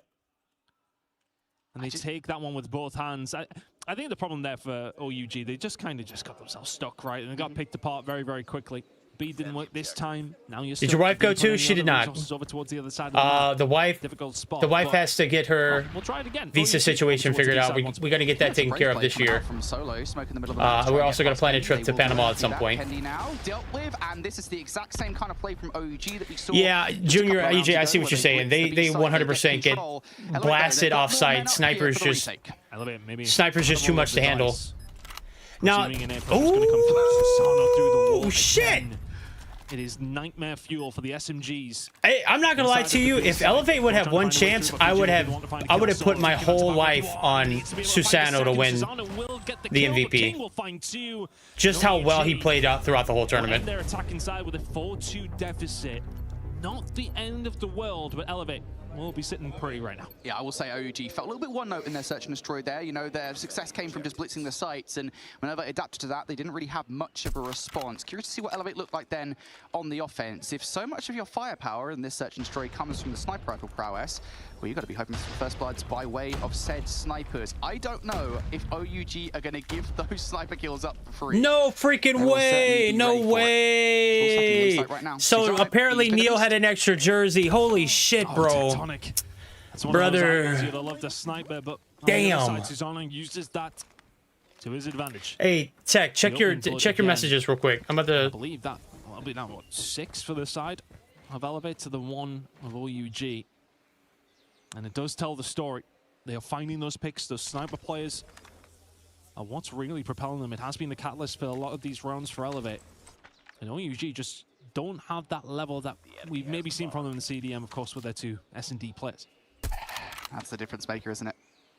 What worked for them so well in CDM was getting those first bloods with snipes. Not happening though. First couple of kills coming through from Solo and King. Big one just close if you could get it here in this situation. Cartels does exactly Is it so difficult not to peek? I don't know, dude. Like, and now Susano left an awkward spot. Yep, this is going to be tough now from this situation. Good collection there. Okay, it was bounce back. Twitter sucks ever since it got brought out. And that's without the first blow. What happened? Through the Tectonic. They found the pick through the middle of the map there. Verdict, is Lucia an amazing person, as in when I see her in my dreams? Habibi. Better, okay? Better. Let me just tell you, okay? Like, Lucia is everything. And now Rappenkov got something to do here inside of B. Lucia is everything that you would think she is, plus more, right? Like, she's a ball of energy, man. Like, every time I met her, it didn't matter if it was like the crack ass at dawn, 6 o'clock in the morning, or if it was at like 11 o'clock and we're in the hotel lobby. Like, she is always just a ball of energy. Like, just a super great personality and super cute too. And she's so tiny. When Elevate figure you out, man, it is an issue, and it feels like they figured out OUG that start in towards this S&D. OUG, got to buck their ideas up if they want to try and win this S&D. They put Lucia on esports story. Yo, she's a blast. Now having to push over towards this B. She was a blast. OUG have set themselves up and she's so humble too, man. Just so humble. This has got to be killing OUG. Constantly fighting off the back foot. To find themselves even just 5-3 down is quite positive, but right now they are surrounded. Inside of B, they've had to back on down, they've done the right thing. Or I've pretty much just talked shit throughout this whole entire search and destroy. I mean, I know that it's exclusive, or not exclusive, it's OUG who's going to lose here. Ooh, okay, Kindy almost blasted you off that, Cortels. Middle map, so that should force everybody through the other side. Good back down. Raph, though, gets overwhelmed. He needs help. Yeah, this is trouble. Raph, overwhelmed though. If he can find even anything here, it would have been a bonus, but he stays alive for a little longer than Elevate. I don't mean anything with this, but why teams aren't both male and females in one? Always wonder. Cannot be up against Clo. That's a hard question to answer, buddy. Tectonic on his way over, but Elevate slowly and methodically. You'd have to like really understand the concept of how teams are formed and how much of an opportunity that guys have in a space versus females. It's very toxic environment for females to work in.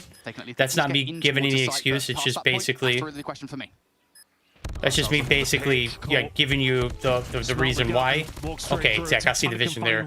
You almost fried, but that was a 1v4. You're not happening. One round away from tying the series up. Verdict, one question. Is Masters happening in January 2026? No idea. Back-to-back rounds, effectively, where Elevate managed to get in towards the B site, and OUG haven't really had a proper Zoro, response. she would be 1000% right. Early on in the round, Eating a noodle bowl saying this is 100 times better than the white food. Poland food was ass, dude. Can we hear you? I'm not in Discord with Tech. That nade's gonna push Susanna away. If I was in Discord with Tech, you would hear him. Now looking for the first blood. Trades over by a long here. Elevate haven't committed to either of these two sites. That bomb is still. I can go ahead and get 5. Let's see if it works. Susanna now looking. He's trying to find a way through. This is all I've got for the rest of the month, though. Not where you want to be if you're solo. There's not even a chance that you get it. Cause so much havoc. HMD, let's go! Mike the GOAT. Oh, Kairu got one. Let's go. Solo and 66 me. I don't even know what the hell that means. Elevate still. All right, that's all the gifted I got. Sorry, Ems. I tried. We need a bankroll to come through and take care of Papa Verdict. All right, someone go get your plug. Get him in chat. Get him gifting some subs in here. We need it. I need to fill that dope. Yop one has to jump off.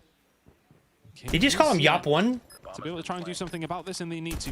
Him and Raph. Yo, King, let's go. Let's go, Kings. Rip him. And now 2v3. Are they going to force the issue? Are they going to take their time? They're forcing No. the issue. Okay, Yopi. Yikes, that's tough. That's a difficult break. And maybe even just a canter. 7-3. The S&D goes their way, and we are all tied up. Fair play to Elevate, man. Those first bloods in that situation, we'll see the stats. Yeah, and again, yeah. All right, we'll take a look at the stat line. Look at this. This is what the fuck I'm talking about. Susano. 16 kills, brother. 16 kills, my guy. Like, that's crazy numbers. Anytime they Elevate was like coming back from anything, or they're having a bad game and they turn it around and they won, Susano was like one of those guys that was always on point. Him and PJ. PJ really didn't need to do anything here, though, obviously, because let's be real, OUG wasn't a really like big threat for Search and Destroy. I don't think it is really even a negative thing. All right, they're tied 1-1. We're heading over to Crossfire Control. It was a map that Elevate actually lost, I believe, and the reason. And let me just tell you, if you're an OUG fan, it doesn't get any better. Through towards what we call kind of bottom top X, if you will. If OUG can do that, if they can kind of trap Elevate in towards their back spawn area, perhaps over towards B, they'll be fine and dandy. But again, it's just dealing with Susanna. Okay, opening break. We've got 2-for-2s coming through. Kicking things off. Susano, not rocking a sniper, interesting. Maybe Kendi is. Yeah, he's the one. He's that guy. PJ there for support, solo. Cartels, goddamn. Oh! Never mind. My God. Absolute domination once again with the shotgun. Got Claw. Sticker I should add. This one down. All right, bet. Send it. I'm gonna go ahead and tell you, I probably can't add any stickers at the moment because I don't have as many members as I usually have. But if you guys know any big ballers that want to come through and chat and bankroll Verdi for another watch party or another, a recap for more games, let me know, okay? So that should open up some space for OUG to get on towards A. And now if you're Elevate, you have to start questioning how much investment do we want to put and stop in towards A. Obviously, we want a defense protective round. It could be an E-girl or an E-boy, I don't care. I'm not choosy. With it because you can go overzealous and you can open up a lane. That's me just being stupid. Susanna and PJ doing well so far. I think if you're OUG, I can hear Solo literally in the background. But I mean, this is the champs MVP from last year in full flow. HSO out from PJ. It is just not where you want him. It's not what you want to have to deal with. But a couple of sniper kills actually coming in here from OUG to try and find their way through. And now, yeah, Kendi. Yo, I didn't get anything from you, bud. I don't see that message. HMD. As soon as they lost control of the A side of the map, things are crumbling. 5 versus 12. Verdict, all the players says that 2026 roadmap was very interesting, like Masters, DWC, and World Champs. Honestly, none of that's been confirmed. I didn't see anything about that. The conversations that I had with Activision did not include any of that stuff.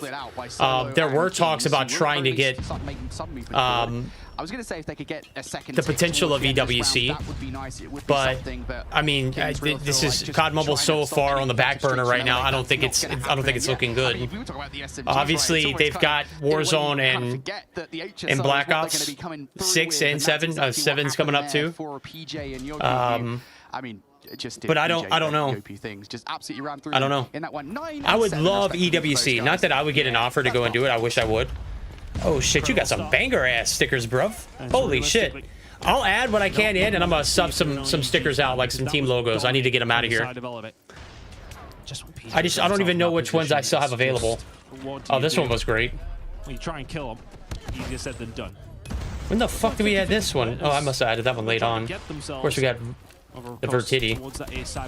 One of my old school favorite ones. Towards B here as well. Susanna through the middle of the map, just trying to find an inroad, and whatever gap they find that will open, they'll walk straight through it and try to do something with it. But A concentration is probably where they're going to go. But right now, still a lot over towards B.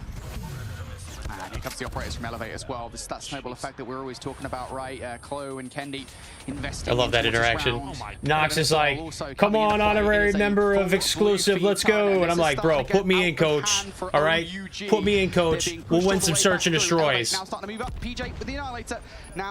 Welcome to exclusive, he says. We're running it back in 2026. Let's fucking go. I just got to move to Europe now. I am not moving to Poland though. The food there is ass. I suggest his baby. He's so cute. He is so cute. By the way, I got 1K total viewer on my channel this month. Let's go, HMD. Get some big hype in chat for HMD, baby. A great bounce background here from OG. Wow, this is incredible. Only 10 seconds on the clock here as well. So Elevate, they've kind of got to go here. And now they're being pushed all the way back towards Pawn. King will at the very least get stunned up. I mean, they invest a lot to get this, but... The death machine and, well, oh, shit, that's tough, dude. That's... I don't think you're getting through with okay, King. Okay, wow. King. What a flip of the round there for OUG. And all right, there we go. We talk about Elevate, right? Great bounce back round. Invested a lot to make it happen, but was well worth it. On slaying out as opposed to actually let's see what comments say. We talk about a lot with OUG. Being kind of an objective. Do we have a way to forget when you're on a roll? We can jump on the objective. No, I don't want to look at comments. I'm going to look at live chat. As soon as 3 kills came there from OUG, then they used the ops, and they did exactly that. So for all of the ops we saw from Elevating Streaks, they didn't really get anything. It's getting a little bit scary. What the? What was that, Raph? Hold on. So that we see in full that control from the side of Elevate. Can I go back 10 seconds? 136.38. Sometimes you can forget when you're so on a locked in. Look at Solo. Jump on the objective and actually look at Solo. Okay, let's watch Raph here. 3 kills came there from OUG, then they used the ops, and they what the freak is this, brother? Raph, Smoke of Duty Mobile. You got absolutely... You got cracked, buddy. That control from the side of Elevate, I was worried for OUG, but a big moment actually from Raph, if anything. He found 3 or 4 all on his own. No operator needed. Think I'm still banned? What are you banned from? Remaining operators, they Linda? had to get something going over towards A. Seems to be working out this time. Plenty of players finding good backline pressure. Everything you need, they need to deal with you before they can push out. Now back up and running, but Raph and Co.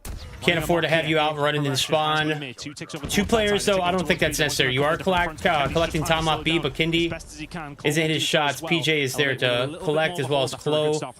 Solo's still wreaking havoc in spawn, but I mean, he's not really. You're not really able to capitalize on any of that. And on top of that, you're getting pushed so far back into your spawn now. You have to deal with that. Raph is still on the back line. Solo finally came out, but he did die. Kendi's in your spawn, and he's just giving you the diddly, bro. Alien, what's good, broski? How are you doing? How's it going, brother? All right, B tick of progress is through. Yobi is literally inside of you. He's on a 5 combo. He's got 1,600 damage with 13 kills. Big 2 pieces. Solo right there. And cams are messed up. We didn't fix that until day 2, by the way. From the middle of the map from defending, they need to get rid of Solo if they can. Kendi now on the hunt, is not able to find him. Solo still alive and kicking over towards his backside, but if only momentarily goes for the reach, Chloe will say thank you very much. Now the line of defense is set up here for Elevate, but the problem is lives. 15 versus 6, still doable for the side of Elevate, but it's going to be tough if the slaying keeps coming through like this from Cartels. Out of 80 players, Kings and Solo, and also Tech was too. I'm very confused to what I'm seeing on my screen. What the? Oh, this is a restart. No! That's a pause, folks. That's a fucking reset. This is the reset, dude. This is crazy. All right, chat, just to set it up here. Not sure what will happen in that round. I imagine that might have played a little bit of a role in the way that OUG some of those resources from the middle of the map from defending. You need to get rid of Solo. All the streaks that King's got an EMP, Tectonic's got streaks as well, or not streaks, but Operator. Solo's got a Predator. They have to reset. Defensive setup here for Elevate, but the problem is lives. 15 versus 6, still doable for the side of Elevate, but it's going to be tough if the slaying keeps. They've got to reset after a banger back-to-back round wins. Will fall. No fucking way, dude. That's why. You guys miss me? Is that the case? I predict Verdict is a caster. It's a pretty goody prediction right there. But trying to snipe against players, sniper for real, causing them to open the round. I just had an aneurysm reading that, bud. Swing game is then lost streaks, op charges, and restarted on the wrong side, if I recall. Swing game and end all swing game. Excuse me. That's fucked, dude. It's very important, I think, for both of these teams. I still think you guys lose, but it's a much, maybe not. I mean, you take 2 rounds in a row. These players and just see how the emotions are kind of working for everybody. Maybe I'll do win this. We go to a game 5. OUG on the other side. Yeah, okay, pretty similar, but Solo's just letting. Yo, can I be honest with you? I did not want to stream today. I honestly, I'm not 100% yet. My throat is still kind of chalked. This very, very important control.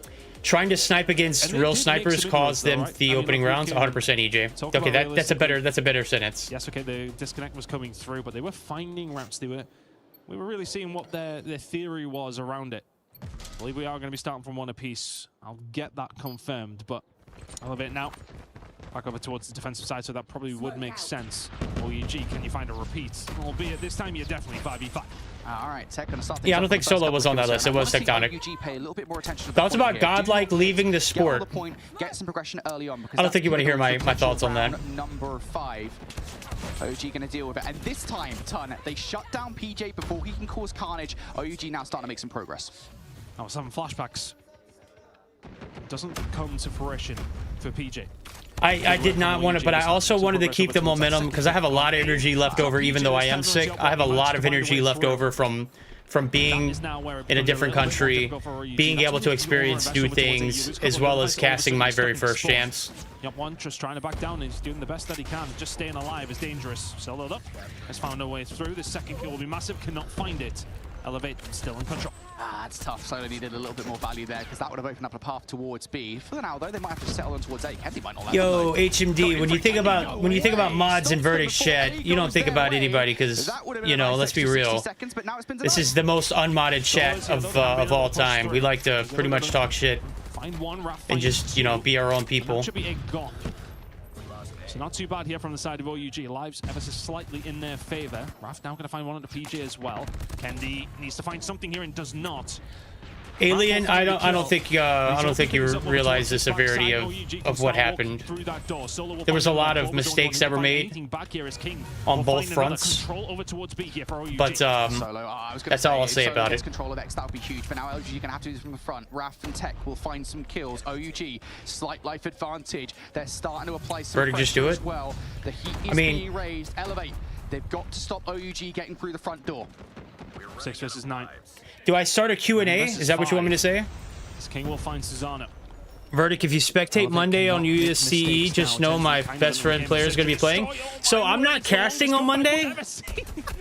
That's the 17th, right? I'm casting either the 20th or 21st. But I am casting a... Kings behind as well. This is pivotal. Kings could well win this round. Finds Kendi. I am casting a African tournament that is on the 16th. As well as on the 20th. The Sparrow investment comes through for naught. And PJ now in a 1 versus 4. This is a massive round if OUG can find it. But if you were not to count anybody out, PJ is the one. Taking his time, but the problem is that progress will be made at B. You have to make the investment, you have to make the move. Cartels will find it. OUG find themselves 2-1 up here now in this control on the attacking side. They go over towards defense to find the map. Kings was huge there. Everything, finding himself behind enemy lines, getting a player to turn Elevate's attention away from the point. Open the door for OUG. Plays like that. That's what makes OUG different gravy. Now they have to be the aggressors. Let's see. I followed everything, even on X. And I'm going to go ahead and tell you, there's no way of you knowing everything that actually happened. That is all I That's will when say. things get a little I bit scary. had conversations with several people about the situation, and I'm just going to go ahead and tell you it's not as black and white as it looks. Okay. It's hold on real quick. That's the wife. Starting to find a little bit of flow. But can King knock the wind out of their sails? Not if he gets shot in the back. Chloe will find him, so only one kill coming out for the Annihilator. Raph trying to find something here with the Sparrow as well. It's a fast and furious start for Elevate that found themselves in a good spot. And this is the difference maker for me right now, is Elevate are actually focused fully on the point. They are zoning in to making sure they capture B early on, to the point where OUG are kind of having to send what forces they can actually get through that line.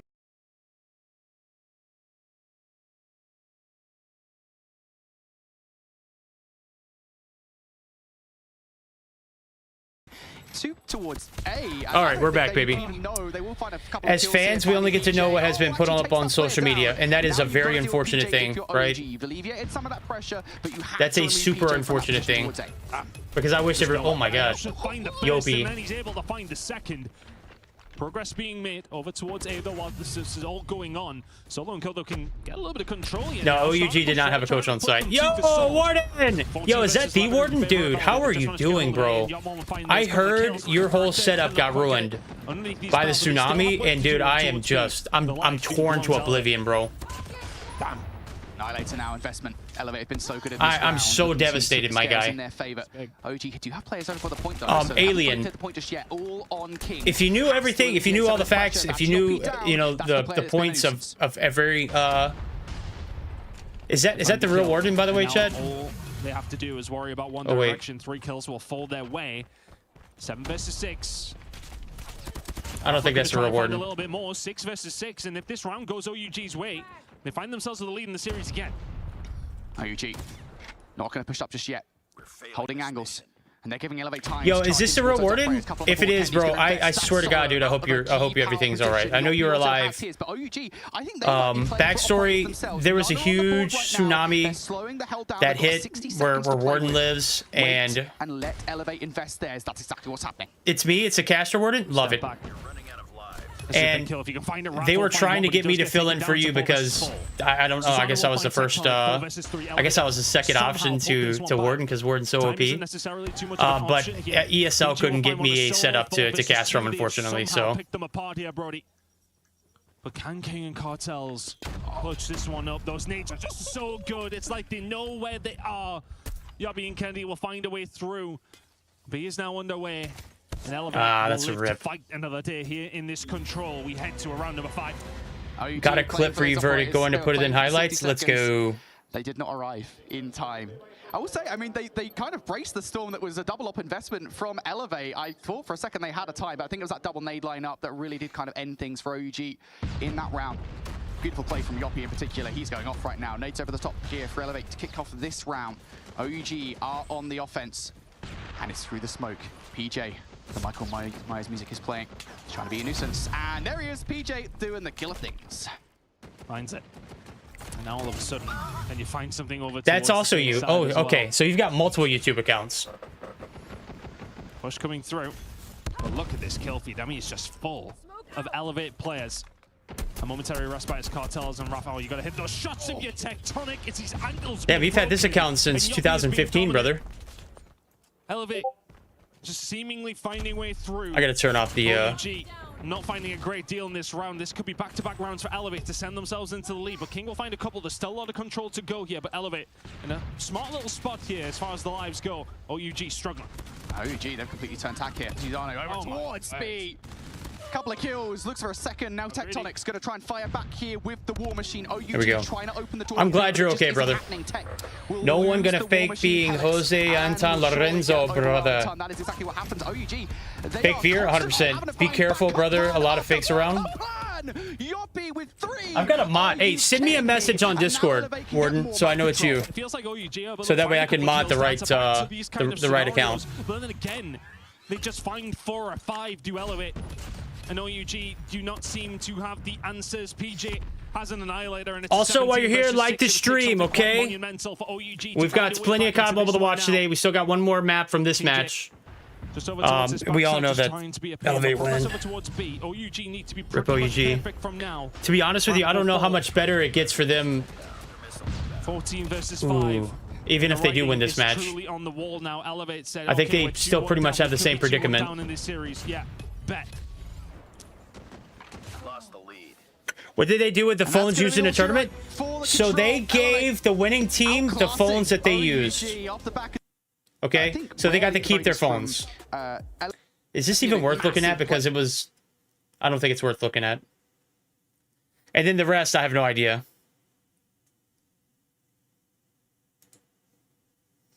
All right, now we're heading into Slums, which is an OUG pick. World Championship. Elevate, of course, dominated last year. There's been questions about how dominant they're going to be this year, given it really does feel like both in their region, competition has caught up to a certain extent, and of course, globally, competition seems to have picked things up by a fair amount. So for us here, I think for Elevate, if we're talking about OUG as kind of, I don't want to say the creme de la creme of competition here at Champs, but certainly one of the top teams that we're considering. I think Elevate coming out here and winning this in a 3-1 fashion, that I think would be a great way to start Champs. How's everybody doing today? Veer, check DMs. Well, can they manage oh, there we go. It, though? Yo, that is. Hey, that's actual. That's actual. I mean, you remember around maybe an hour or so ago how comfortable OUG looked. This is actual caster, okay? All right, so I'm gonna mod caster warden. Use the other warden. Which one would you like? I'm a mod both of them. So I know that you're actual mod like warden. Here in 2025. We don't have to have this conversation anymore. That's primarily why I mod people, though. Just in my channel. Give us that map number 5. We'll find out over the next 10 minutes. All right, let's find out, folks. What do these the question was, who is your favorite mod? And I thought I said you, but it just asked a question of Verdict. Oh, who is your favorite mod on Verdict stream? I've never used the Q&A shit, so I don't know how to. I don't know how to calculate or whatever. 2 people literally said HMD. Right now, OUG picking up some decent time over towards P1. They have those spawns. They have that control they want. And the kill feed looks good for them too. And they will find one back on the raft, but Verdict mods are the coolest people, 100%. If only momentarily. All right, back to the action. Important that King does. He does get traded. The pressure will start coming through. The spawn out here now for the side of OUG. Elevate will start to pick up some time as well. So things working out for Elevate, but they still need to make sure they solidify this return. Big fight towards the back, and PJ will win it. And that could be influential now. He needs to stay alive. Yeah. PJ needs to find more kills here. Nobody towards blue as well. That was a full focus from OUG. Oh man, this is a race respawn. Allow Elevate to flood through that blue side. Now Elevate looking for the kills. Big lead, rolling into this P2 setup. Oh, PJ, big kill. Kenny gets taken down off the backline. You've got the backline, but you don't have the hill for the time being. That's a complete wipe. Yopi's the last one. Yopi's dead. Okay, they're all back in the scratch. There it is. Big opener for OUG. Kings who will fight even more. He's wiping them. Incredible work from King. Wait, okay, there it is. He'll keep things going here as well. And that was important. Good nade over the top. Yopi's a dog, bro. Very dumb question. What do mods do? Push over towards this back street as well, but PJ through the front door. I'm gonna be honest with you. The only reason people get mods around here is because they stick around for whatever reason. And you know, we don't really police the chat, so it's just really like a status symbol. Being a mod in Verdict channel is either you're a professional player or a caster, or you've just been around for too long and I can't get rid of you. So that's basically what a mod is here in my chat. Looking good off the back of that hard point, but Elevate, they are ready for the rotational battles. They're dealing with the players through, but the spawns on this hill, they are unwieldy. Yeah, y'all don't shit. Y'all can't shit here. This is the only place that you're not allowed to shit. Now, I rember Bobby seeing Godlike Warden for the first time and thought it was me. Yo, I'm gonna be honest with you. I knew there was a difference in between the two because I've seen your work. But then when Warden started playing for Godlike, I was like, dude, did he literally move to India to play? Or is this a completely different person? I obviously saw the, you know, the real player. Not the caster, that piece of shit. Much love, brother. But then I immediately knew there was a difference, but I couldn't distinguish between the two before seeing him. So there was a time where I thought that you were a professional player in India too. All right, mod me and I would glaze you harder than Krispy Kreme. Nah, you want it too bad, buddy. You want it too bad. You can't want it that bad. You've been here forever. Where's your mod at? That's the kind of mentality that doesn't get you mod, man. You start questioning Verdict, you know, start getting answers that you don't like. Too despondent, too disheartened by that. There's a big investment came through from Verdict, what Elevate, about me? in the You sense still that need to make the merch I investment came from OUG subjected? over towards P2. So I it's think almost a like some for like, but Elevate refresh my slightly memory, solo now. Tevin, Start of bringing the death machine merch I inside need to of make. OUG. Can find two before he gets taken down. No Man Tells does us to have try one of and my find a way hoodies. through. Yeah, but Elevate just holding strong. Big That's crazy. He's a day contested oneer. Typically, is Tectonic will find two, though. This may well be the moment for OUG to find a way through. Yeah, that's going to split the difference. Yeah, beautiful play from Tectonic. He not only finds a couple of kills, but also draws the attention of the other players inside the hill from Elevate. So OUG now able to get through the front of the hill, but Elevate, once again, they are a fast-paced team. This 30 seconds is a lot to them. It's a lot to any team, really, but they are going to go full invest in towards this hard point. Yeah, and that's the first time we've really seen either one of these teams clear anybody out over towards this P4 hill. But once again, OUG are here to answer right back. They'll find a couple of kills. Raph being the tip of the spear, finds a way through, but Clo from the outside, able to slow things down. Solo with a big hit that will come through. Elevate No Man's been around for a while. Back, but OUG I don't even remember him being in the mix. Yo, Larissa, what's good? How are you doing today? Nothing to split them. Really good investment. We are in the midst of watching a breakdown. Every single time that an operator is coming out, they are making it count, and that's why it's so close. And I think specifically going towards a P2 and then the P3. I feel like there's a curse with me, man. Worked with UMD, Bear, and TLE this year. Didn't make it to day 2.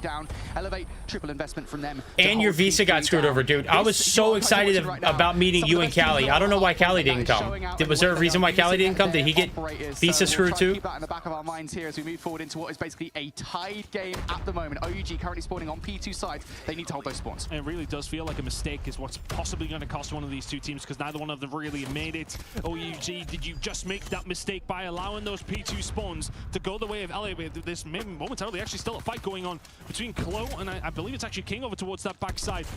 On my way home, post-work meeting and ortho appointment. Let's go. Everyone give a shout out to Brad in chat. Let's go, let's go, let's go.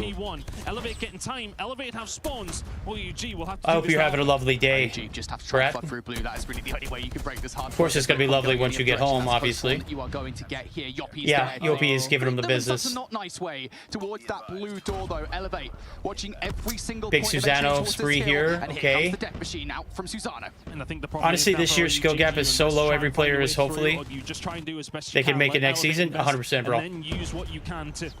Good operator usages out of Elevate here. Oh my. Clo's got the equalizers out. Doesn't find a great deal. OUG can smell blood in the water. Hey, Clo there with the bread. Oh my god. Oh, buddy. Couldn't find anything. Trying to steal time away from Elevate. Still a fair amount. Back in towards the spawn they go. OUG. That was Skillmania, bro. He had interesting pronunciation of all. I didn't hear the tonic. OUG, you pick up 25 seconds. All of a sudden, it's what, a 10-15 point game heading over towards P3, but you could be in a real. That was day 2, wasn't it? Bravo stream. The side of things here, the Sparrow winged out from Yoppie. Fantastic comes through here from the side of OUG, just trying to slow things down, but the rotation looking. Immigration was requiring $2K US of bank statements for the last 6 months. We don't roll like that in the Philippines. What the? First ones there, they broke through blue. They have the control and are in the driving seat of this map number 4. Yeah, but here comes the flood. All of a sudden, PJ left on his lonesome around the front of the hill. That's crazy, bro. Here, Elevate, they are bracing themselves. Need more spots for the Chinese region? 100% agree. I think we add a spot to Chinese, and then we also add a slot for Garena. What are we thinking, Chad? I don't care where they pull it from. I really don't. We just need 3 spots for Garena. We need 4 spots at the very least for China. You will find a couple. All right. OUG need this time. They need this hill. Right now it's contested, and PJ's on his way. HS is out. What can he find? Not one, but the second and third fall away from Elevate as a team. They will find a breakthrough. Yep, they are blasting them, boys. Cannot hold on to anything. Elevate seems to have found another level, but every single time I say that, OUG seem to be answering back in the kill feed. 15 seconds to go here over towards P3, but it's the first very comfortable lead we've seen. I also heard the. I don't know who that was and why it was. Compare what Elevate were doing on the last set of rotations on P3 compared to what OUG brought to the table in that kill, and just totally different gravy. Elevate with a full hold. OUG, the wife will be home here in a little bit. I am gonna take a little break to go and see her for a few, and let the dogs out, and make me a tea. 50-point game. And then we're gonna roll into second matchup, chat. What do you think? Have really stepped on the pedal in this second half. Susano starting to find kills. Everybody's starting to line it up here as well. What are your thoughts? Talk over the comms and everything is loud from Elevate. It feels like they do. And I'm gonna do something that I normally don't do, and which is like spectate my casting. I never listen to myself talk, so I'm gonna be kind of weirded out by that. I never go back and rewatch my broadcast, which I probably should. That's why he's pronouncing OUG like that. It's a Spanish first language situation. Oh, got you. Yo, go handle business. Verdict not even watching the match. I am. I'm just very disappointed in watching it. Elevate just giving OUG like the business. Is going their way. It really does feel like they are just fishing for scraps down there. There's not much to watch after that second set of hills where they get chained from P2 to P3. And then on top of that, you're giving scraps away for free to set up for P1. This is, I mean, this is a nightmare.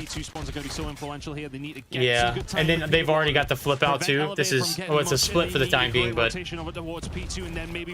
you never bank on like holding a full on P1. This is just such a mixy rotation. Like, you should have thrown a few more bodies at P4, but I get that you're not trying to feed these guys streaks, as it is very easy to do so, because when they're gunning, it's very hard to stop them. Kings is frying. On the flip side of things, Cartels is not having a good day. Raf is not having a good day. I believe Raf had been on 20 kills from P, like the second set of hills start all the way to this point, so he's only gotten 5 kills in 4 hills, so that's pretty fucking bad. I already told Tech I will be going to the next land. Let's go. We cannot wait to meet you. I'm hoping I'll be there at the very least. I know he will be, because he's the man, right? Susano is everything. Oh, shut down. Okay. You've got the backline, but you don't have the hill for the time being. And then Cartels. Big. All right. Oh, Kendi, what the hell was that plot, buddy? That, I mean, that was... That's about as gifted as it gets right here. 45 seconds remaining here over towards P2. And we're getting excited because if they can hold this down, OUG will be within spitting distance. What can Elevate find? Well, it's a yes, Brad is Larissa. All right, I'm going to take medicine and go to sleep. See you later. Let's go, HMD. I'm going to end that Q&A. I'm assuming it had you as the favorite. There's only 2 people. Big Tempest, PJ. Oh, through the smoke, can't get beat, can't get king. So, I mean, this is a Hail Mary, buddy. Can't end it here. One player spawns in the middle of that though. Yoppy, that's going to be a nuisance here for OUG. They might not necessarily expect that. They have to get through and they have to get as many kills as fast as they possibly can. Elevate just 11 seconds away from victory and Close invested the equals. Oh, here we go. The equalizer is out from Clo. Tectonic, you're not going to be able to help out whatsoever. King is managed no operators, nothing to use here. Raf has got a paper plane, but he's dead. Sparrow off for King, he's dead. That's it. 6 seconds, 5 seconds, 4, 3, 2, 1, GG's. Let's go. Maintain their dominance. They are the best hardpoint team in the... I'm standing by with an interview with PJ, of course. Elevate, the world champions. Elevate. All right, let's take a look at the post-action report. Kings had a good game. 50 and 45, only 40 seconds on the hill. Okay. Frederick, what would you do? What would it take for you to open the game and play it? It would take a very lot. Because I have not played COD Mobile in months. I'll just say that. Tech 48 and 45, minute 22. Highest impact. No one else even had over a minute except for Ralph. Or Raffaman. And that's I mean, that's tough. He got cooked. On the left-hand side of your screen, you see a bunch of dogs. Alright, you know what they say, if you hang around a bunch of dogs, you're gonna catch fleas, right? And these boys absolutely laced into OUG. Laced into it. PJ 49. 46 and 39 for Kendi. Minute 13. Everything is distributed evenly up here. And then you got Susano, who didn't really have too much objective time. That's quite all right. One to the go. All right, I'm going to go check in with the wife. I'll be right back, okay? Don't go anywhere. We're going to be watching the interview together as well as the next match too, okay? So don't go nowhere. You're not mistaken. Lauren, I absolutely am standing by with an interview with PJ, of course. Elevate, the world champions, getting off to a phenomenal start here. But OUG not even expecting to be here until 2 weeks ago. And they come in and they give you a tough battle. It wasn't easy, was it? Yeah, it wasn't easy. I would say it wasn't easy just because even though they just came back, I still think they're a very good team, especially with their lineup and their exposure on CDM. So the environment in CDM made them very strong. So I would say they're a very big contender. Did that first hardpoint loss, did that knock your confidence at all, or did it just fire you up? I really don't think it knocked our confidence off. Just like last year, we started really slow, so I think this is a good head start for us. So 3-1, like you say, it's a good head start. It's a good victory to kick things off here. Does it settle any nerves? Did you have any nerves coming in here as the reigning champions? Not really. We just came here to do our best, and just like our coach always say, just do your best so we don't have any regrets. I'm happy with the result as of now. Is there any part of you that's looking backwards a little bit because you were so dominant last year? Are you looking to reclaim that form here in 2025? Sorry? Are you looking to be as strong as you were last year? Do you think that's going to be hard to do? It is going to be hard to do considering we shaped the new hardpoint last year and now every team is adapting. So I'll say that this year it will be a very harder challenge for us. Well, best of luck, PJ and Elevate, getting off to a winning start. The world champions looking good. Always nice to get an opportunity to hear from the players, specifically PJ, but kind of going into exactly what you were talking about, Brody. Best hardpoint team in the world. Yeah, for sure. I mean, look, he mentioned it there, right? PJ talks about the fact that, you know, look, last year they kind of introduced a new style of play of hardpoint that not a lot of teams were necessarily prepared for last year. Now teams are prepared for it and teams have gotten a lot better. And you saw that from OUG in that series, right? OUG, they've adapted their hardpoint quite well to what Elevate have brought to the table. But, man, you just can't beat original recipe. Elevate, they looked a lot better at it, and they proved it. Well, we will take a look back at the highlights from the entire series and kind of continue talking about this matchup, because even though, reminder for everybody at home, that OUG didn't win this matchup, it doesn't mean they're out of the competition yet. They'll just fall down into that lower bracket. And to be fair, starting off with the one-map win out of the gate, at least it's promising for OUG. Oh, there's 100% things to take as a positive from that one. Look, I mean, they forced that map number 4. They got to a stage where they went very, very close with Elevate, but it's everything else around it that they have to really start to step up in. That search and destroy, we know it's always going to be a problem. They're not necessarily in the premium spot for where they'll be able to say, okay, we can confidently come into these search and destroys and find it. That is always going to be a little bit of a crutch with how things are set up for them. But the hard point in the control is where you can try and find something. The control just slipped through their fingers. And that final map number 4, of course, this could have been, realistically speaking, OUG had their opportunities, they just didn't take them as easily and as well as Elevate did. I think the interesting challenge that OUG have for this event is that they kind of have to be creative about the way they play around some of the top teams, right? Again, I talk about that meta being around the sniper rifles and the shotguns, and yeah, OUG have their fair share of that, but, you know, again, their playstyle has to be adapted to the fact that they don't have that ability to have a sniper down the middle of the map in crossfire control. They have to find a way to play differently than maybe some of the top teams would. I would say from what we saw in the first series, they looked pretty good, but again, I think if this is a taste of what they're going to do against the best of the best, they've still got to find a way to step things up. Definitely a learning opportunity to take some of that information now down with them into that lower bracket and keep themselves alive in the competition. And they'll be waiting to find out who they're facing off against, because they won't know until we get through that second series of the day. So a really strong start for Elevate, but kind of what, you know, you were hoping for, expecting out of that squad. What I loved when listening to PJ during that interview is that it was very clear that they expected this of themselves as well, that they knew they could do it, and that they were just happy with a good performance. Yeah, definitely. You know, I think Elevate are going to have some level of confidence here, right? I mean, like, you are the former world champions. Even though you haven't had the chance to play international teams that maybe some other teams have, we didn't have a CDSI this year, for example. You know, Elevate, I still think have a level of confidence that really does show, and I think you could hear PJ just being like, look, you know, we're just going to play the best we possibly can. We know what we're capable of. Let's just bring that to the table once again here. So yeah, Elevate, confident, they look good.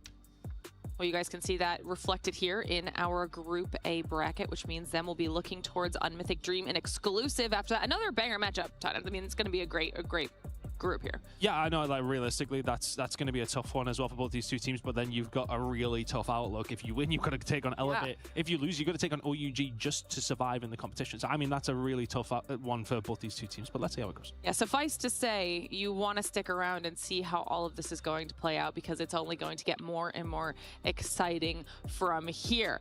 We've officially kicked off our Call of Duty Mobile World Championship 2025, though, and it's time for us to continue with that action. Before we do that, though, we're going to send it to a short break, and when we return, Unmythic Dream versus Exclusive, so don't go anywhere. You're not going to want to miss it.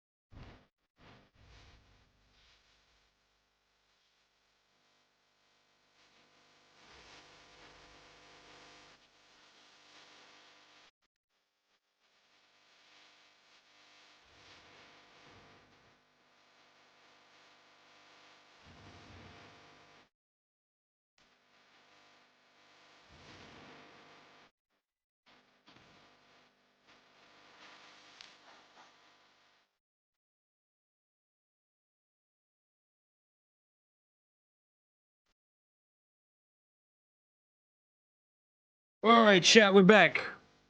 That didn't take too long, did I? How are we doing? All right, that's going to do it for day 1 of stream A. Now we're going to head over to stream B, where we're going to watch Gilmania and Enigma cast our second match of the day that we're going to watch. And that is going to be Wolves versus New Gen Ninjas.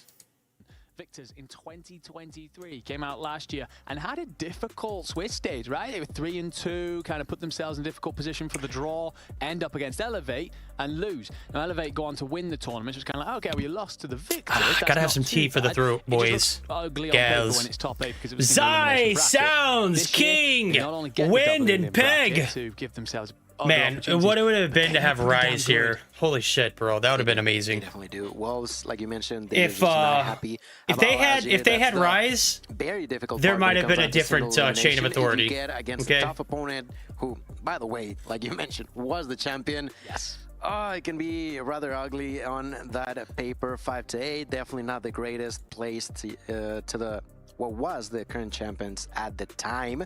So now Wolves, they have already took a statement. They have already said 3-0 on the first match, and I'm sure that they're aiming for a 3-0 on match number 2. Q9 has a new roster? The freak? What do you mean Q9 has a new roster? I feel like there's a chance that we can definitely see. I so wanted Wolves to show up with Rise. Money on the side of Wolves. I was glad that they were able to perform and play with King, but I'm gonna be honest with you, like it just wasn't the same team. To at least steal away a map. Wolves get a downgrade for their 5th, and Q9 gets a massive buff with their 5th. Like, it is a crazy. Cloud in the mix with Q9 was a very good team indeed. You are correct. Chef's kiss. Up against Wolves here, they'll be doing everything they can to stand tall. It was everything. Very proud, and again, they got a huge backing in from that Indian region, so their fans will be willing them on to victory every single step of the way. These two teams just getting themselves ready, loaded, locked. But this is those moments now where if you are New Gen Ninjas, it's where maybe that chemistry, that synergy that comes from a team that's been together for a long time really would have helped them, because you can talk in through your game plan. Let's go through our regular steps, what we've practiced and preached for a long time. And you've got to do that in the essence of this is what our strategy is going to be. If you're going to talk about your strategy, you need to know what the maps are. And that's good because we actually have them for you, ladies and gentlemen. Starting off with the Hacienda, map 1. We're then going to go to the firing range S&D. We've already seen how good Wolves look there. Map 3, Crossfire, Combine map 4, and a Standoff map 5 if we get all the way through. Rotation, looking at the picks, solid. The bans, what we've already seen maybe from some of these teams and players. Anything that catches your eye. First map pick, Hacienda has to be I feel like Wolves. Arguably was not the greatest on the side of Wolves. Did I bring my phone? Okay, I got it right here. The fact that, well, it's very difficult to compare when you're facing against the China region, but at the same time, that's an opportunity for the side of New Gen Ninjas to try to capitalize on early on. It is, and also what it is an opportunity for Wolves to try and expand their map pool a little bit. You very correctly point out that good call. For all of their love this banter back and forth. Hacienda's been Enigma's keeping it a weakness for them. Keeping it close there with Gil, but it certainly exists, and it's a case for them of okay, well, can we just close that gap? Make sure they sound good together. Nothing in this entire map set that we go on to feeling uncomfortable. So we're going to find out whether or not they can do that. If they make this very comfortable in terms of result against New Gen Ninjas, then you'd say they've done their homework, they've done their VOD, and getting ever closer. For someone who's never casted COD Mobile, the rest of that Enigma is very confident, and I love that because hardpoint and control. This team is so good. So good. We saw New Gen Ninjas earlier managed to take a close control on Crossfire. We will be back there, and they did a really good job in that round 4 of recognizing the tick situation, the life situation, and then investing into a way to make sure that they managed to see off that, get that round 5 defense. It's decision making like that, being a team. Fran trying to get them boys hot. Look at them. Through that will help them. The chat kept fighting because Gil kept saying executed. This might be a long series for them. You know what? There is times where I try to catch myself whenever I'm saying something too much as well, and it's a very, as a caster, it's very easy to fall into that. sometimes a little bit late when it comes down to rotations. Obviously is one of the And words that although I like to Wolves roll to typically for sometimes do whatever that as damn well, reason. I don't know what it is, it's not the but same I team, find you know? myself You saying it cannot one time rely and on then just 2 breaking times and through 3 your times, and opponent every in the single span of an time. You hour, I've already tried said it 6 to times, and it's be so early, annoying. to be smart, So to be creative to when it comes be down able to get out rotating, of to that staying pattern inside, is so to make sure difficult. that you are making them Because your mind is like, and it's obviously trying to perfect get back opportunity to for the what two you of want them to for say, and completely different reasons. it's very difficult to get out of that that train of thought. On the exact same And then you find yourself just The thinking so OnePlus hard about 15, not saying it that official you actually say it partner again. of the Call of It's Duty Mobile World stupid. Championships. A huge shout out to them for this glorious looking thing that the players will be competing on. We get a look at them here, all with it in hand, all getting themselves set up, ready to go. And kept saying execute, but it's fine. We knew what he meant. It happens. Gotta go. Have a nice stream, Bertitties. Thank you, Yams. I appreciate you for stopping by. Much love to all of y'all who have and kick it around. But it's a very difficult loop to get out of, Brad. They get up until the air at the You don't realize it when it's happening at times. And then you go back and like, damn, I've literally said the same words like 4 or 5 times already in the past 10 minutes. So I need to mix it up. If you've got good insight and you know that you've repeated yourself at some point. A strong start here would go a long way to answering just how good we think this team could be. Also, you don't realize how nerve-wracking it is to be on a stream like this in person. Let's get off to and then you're, double cheeked up on a Tuesday afternoon, and it is an absolute just a travesty. I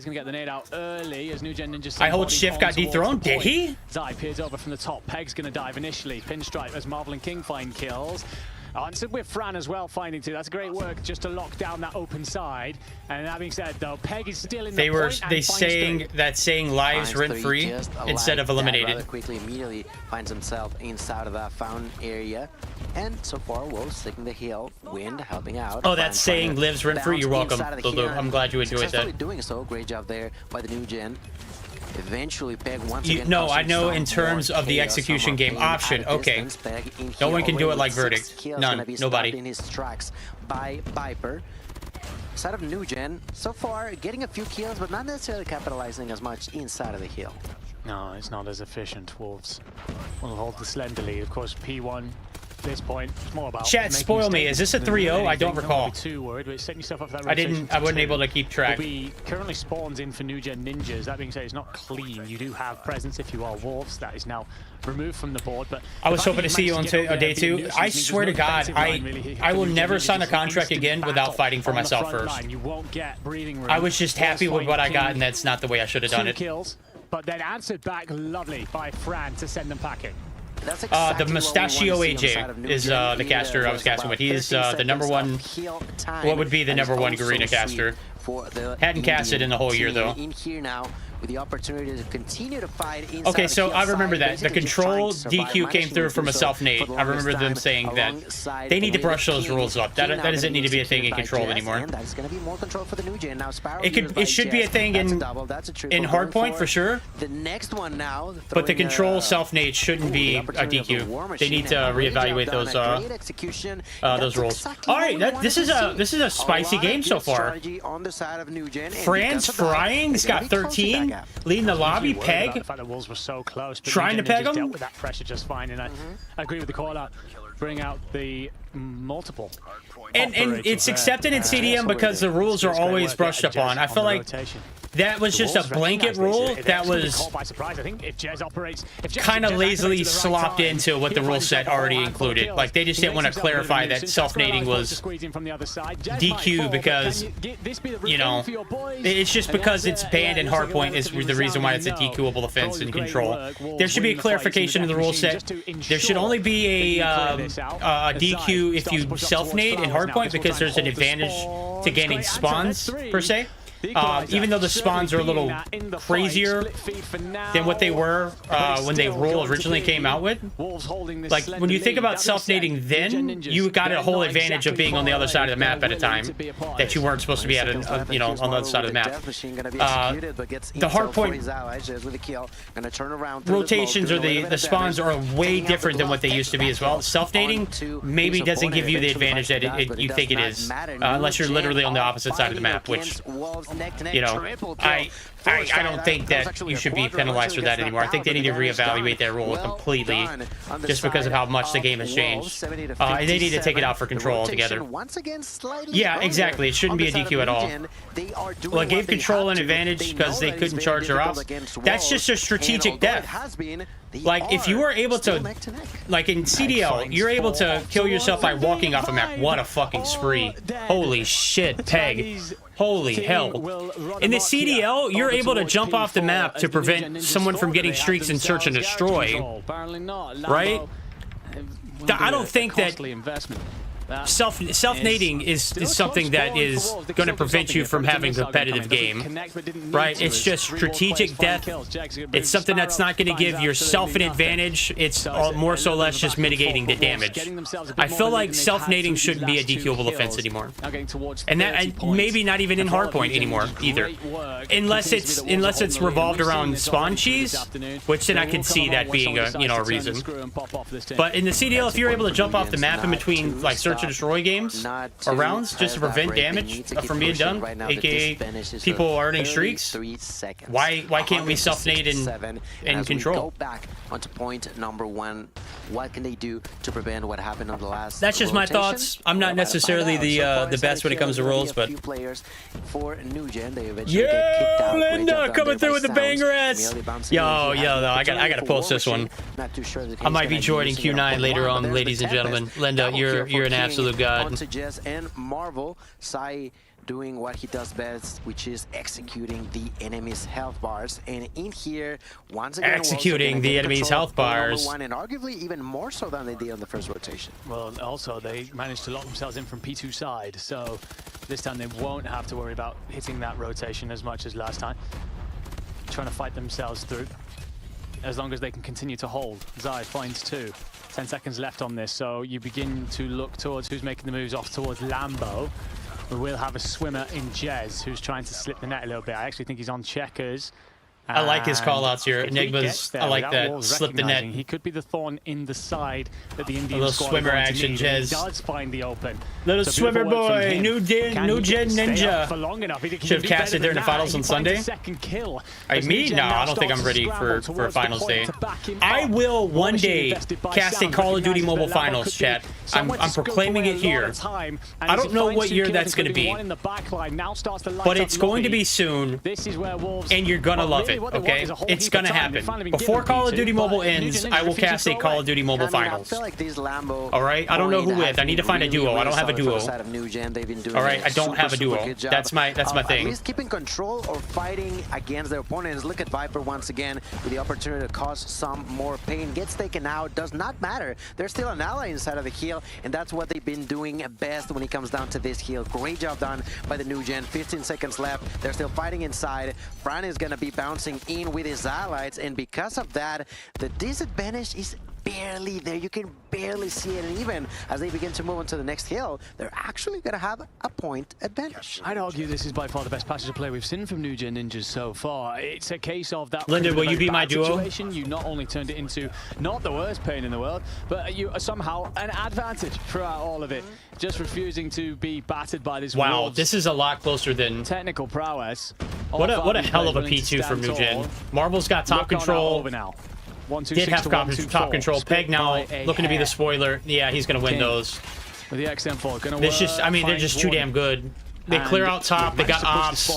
This is where things get ugly, isn't it? Important fight for Marvel to win. Solo it, pussy. Top control, which God damn. You guys are so demanding. Should have heard my in-game callouts.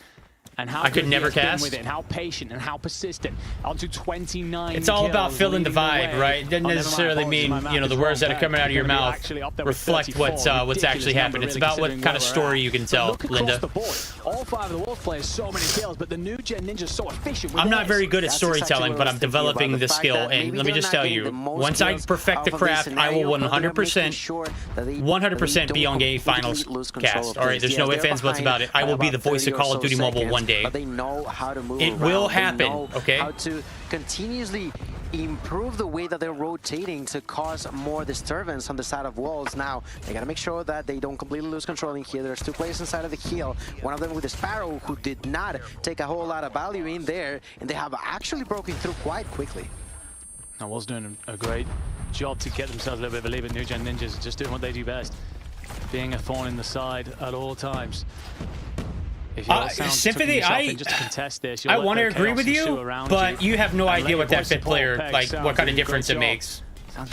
He's not only just a fifth player, but he's their marksman for one. Right? And now you gotta strategize and change everything about your game based off of that one player. That's gotta suck. He was basically your rookie of the year and your MVP at one point. I know Zai still exists. I'm not ignoring him, but Zai is a given, right?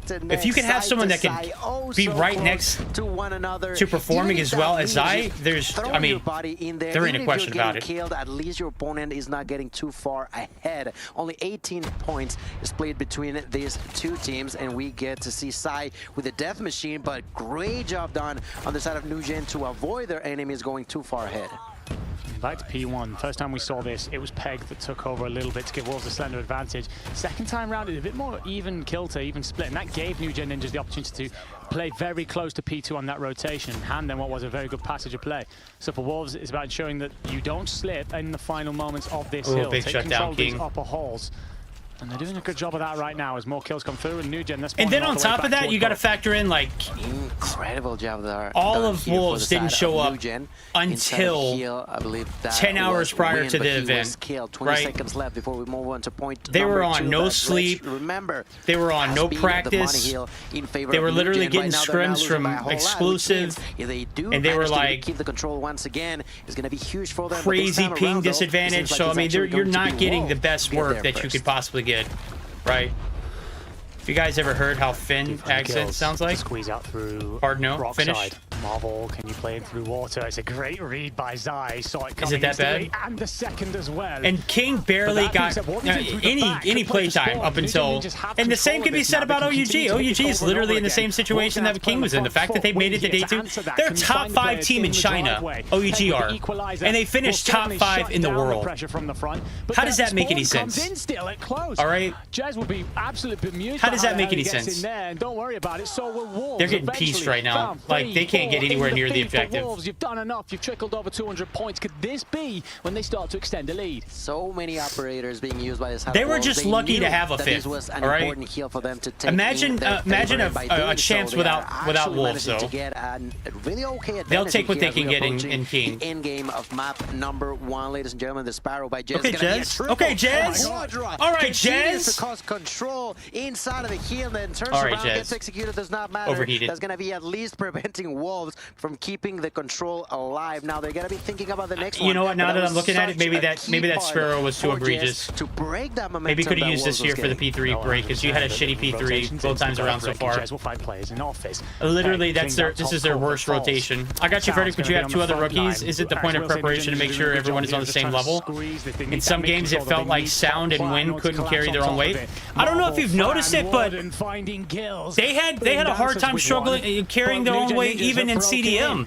They're new additions to the roster. They're only going to be carrying their weight, if not, what they can do at any given time. You got to play around that because you made the decision to roll with 2 rookies, right? They're not on the same level as Rise. They're not on the same level as Zai, and they're not on the same level as Peg, right? But it's about how well you can adapt around that when you have your 3 core players into the mix. Rise is out of the equation, and then all of a sudden the carrying becomes a lot harder to distribute. Zai is an absolute beast on his own, but let's be real. When you got a Q9 team who's also on the other side of that spectrum, and they're literally getting a player who is plugging and playing where they left off at, if anything, they benefited from picking up a fit because Zero wouldn't get the job done. And let's be real, when we were watching Sun play, I mean, he looked decent, but when Cloud entered into that mix, into that roster, they looked like they were perfection. They could play hardpoints competitively against teams, right? Their map pool all of a sudden in hardpoint becomes 3 times as much as it used to be. There only used to be 1 good map that they could play, and it was Summit, right? Now your map pool becomes extremely expanded just based off of one player being plugged into your roster, dude. Do you not know how powerful that is? Oh, the Sparrow by Jazz is going to be 100% powerful. to stay alive. They are trying to throw players in. Wolves are not. I felt bad for you when you were casting Q9 versus Galorys, bro. I put Galorys on fraud alert immediately, and I said Q9 was 100% the team that was winning. Take the seconds, and I think they will. What a robbery! Yo, this one got way closer than it should have been. My goodness, Yo, Linda with the pound 19. Thank you for your peach. We appreciate that. Gonna do it, and look at them just be like, it is what it is. It is what it is. Can we watch Amigos APOC Hardpoint? That's a potential. I think we could watch that before we jump into Stream C. Do it at the same time that Nugent was doing. Let's take a look at the post-act report here. This wasn't a great map for Marvel. He put a minute on the hill, which is great. Overall, wasn't. King doesn't go negative, but how does he end up being that low on the totem pole, and when has only 4 seconds more and has a way lower impact? Yo, let's get some W's in chat for Linda coming through with the pound 19. The peach coming in. Let's get it, baby. Huge shout outs. Sounds. He wasn't able to hold his own. Is that what someone in chat said? He literally had a 58. He damn near had a 60 bomb. All right. And I get it that this is against a 3-day team. That's all I'll say. It's against a 3-day team. I'm going to go ahead and tell you, Symphony, the West is dead. The only way that we're ever going to see Lucasen get his on championship is if he moves to the East. That's it. I'm going to go ahead and say it there. Mihawk is the second best thing that he has in a teammate. And then from there, the drop-off is just so bad. I mean, it was so horrible. Yeah, this was a struggle map for Wen, for sure. I get that. I 100% get that. But if you're having 23 assists, that's telling me that you're shooting your gun, all right? You're shooting your gunny. Okay, there's no way this is an L map for you if you've got this many assists. Like, you've literally got more than anybody else in your side of the lobby. Fran's the only other exception. Fran got cooked. Fran started hot, too. What do you have, 13 kills through the first hill and a half? That's tough, dude. That is a bad way to go, Fran. I'm sorry, buddy.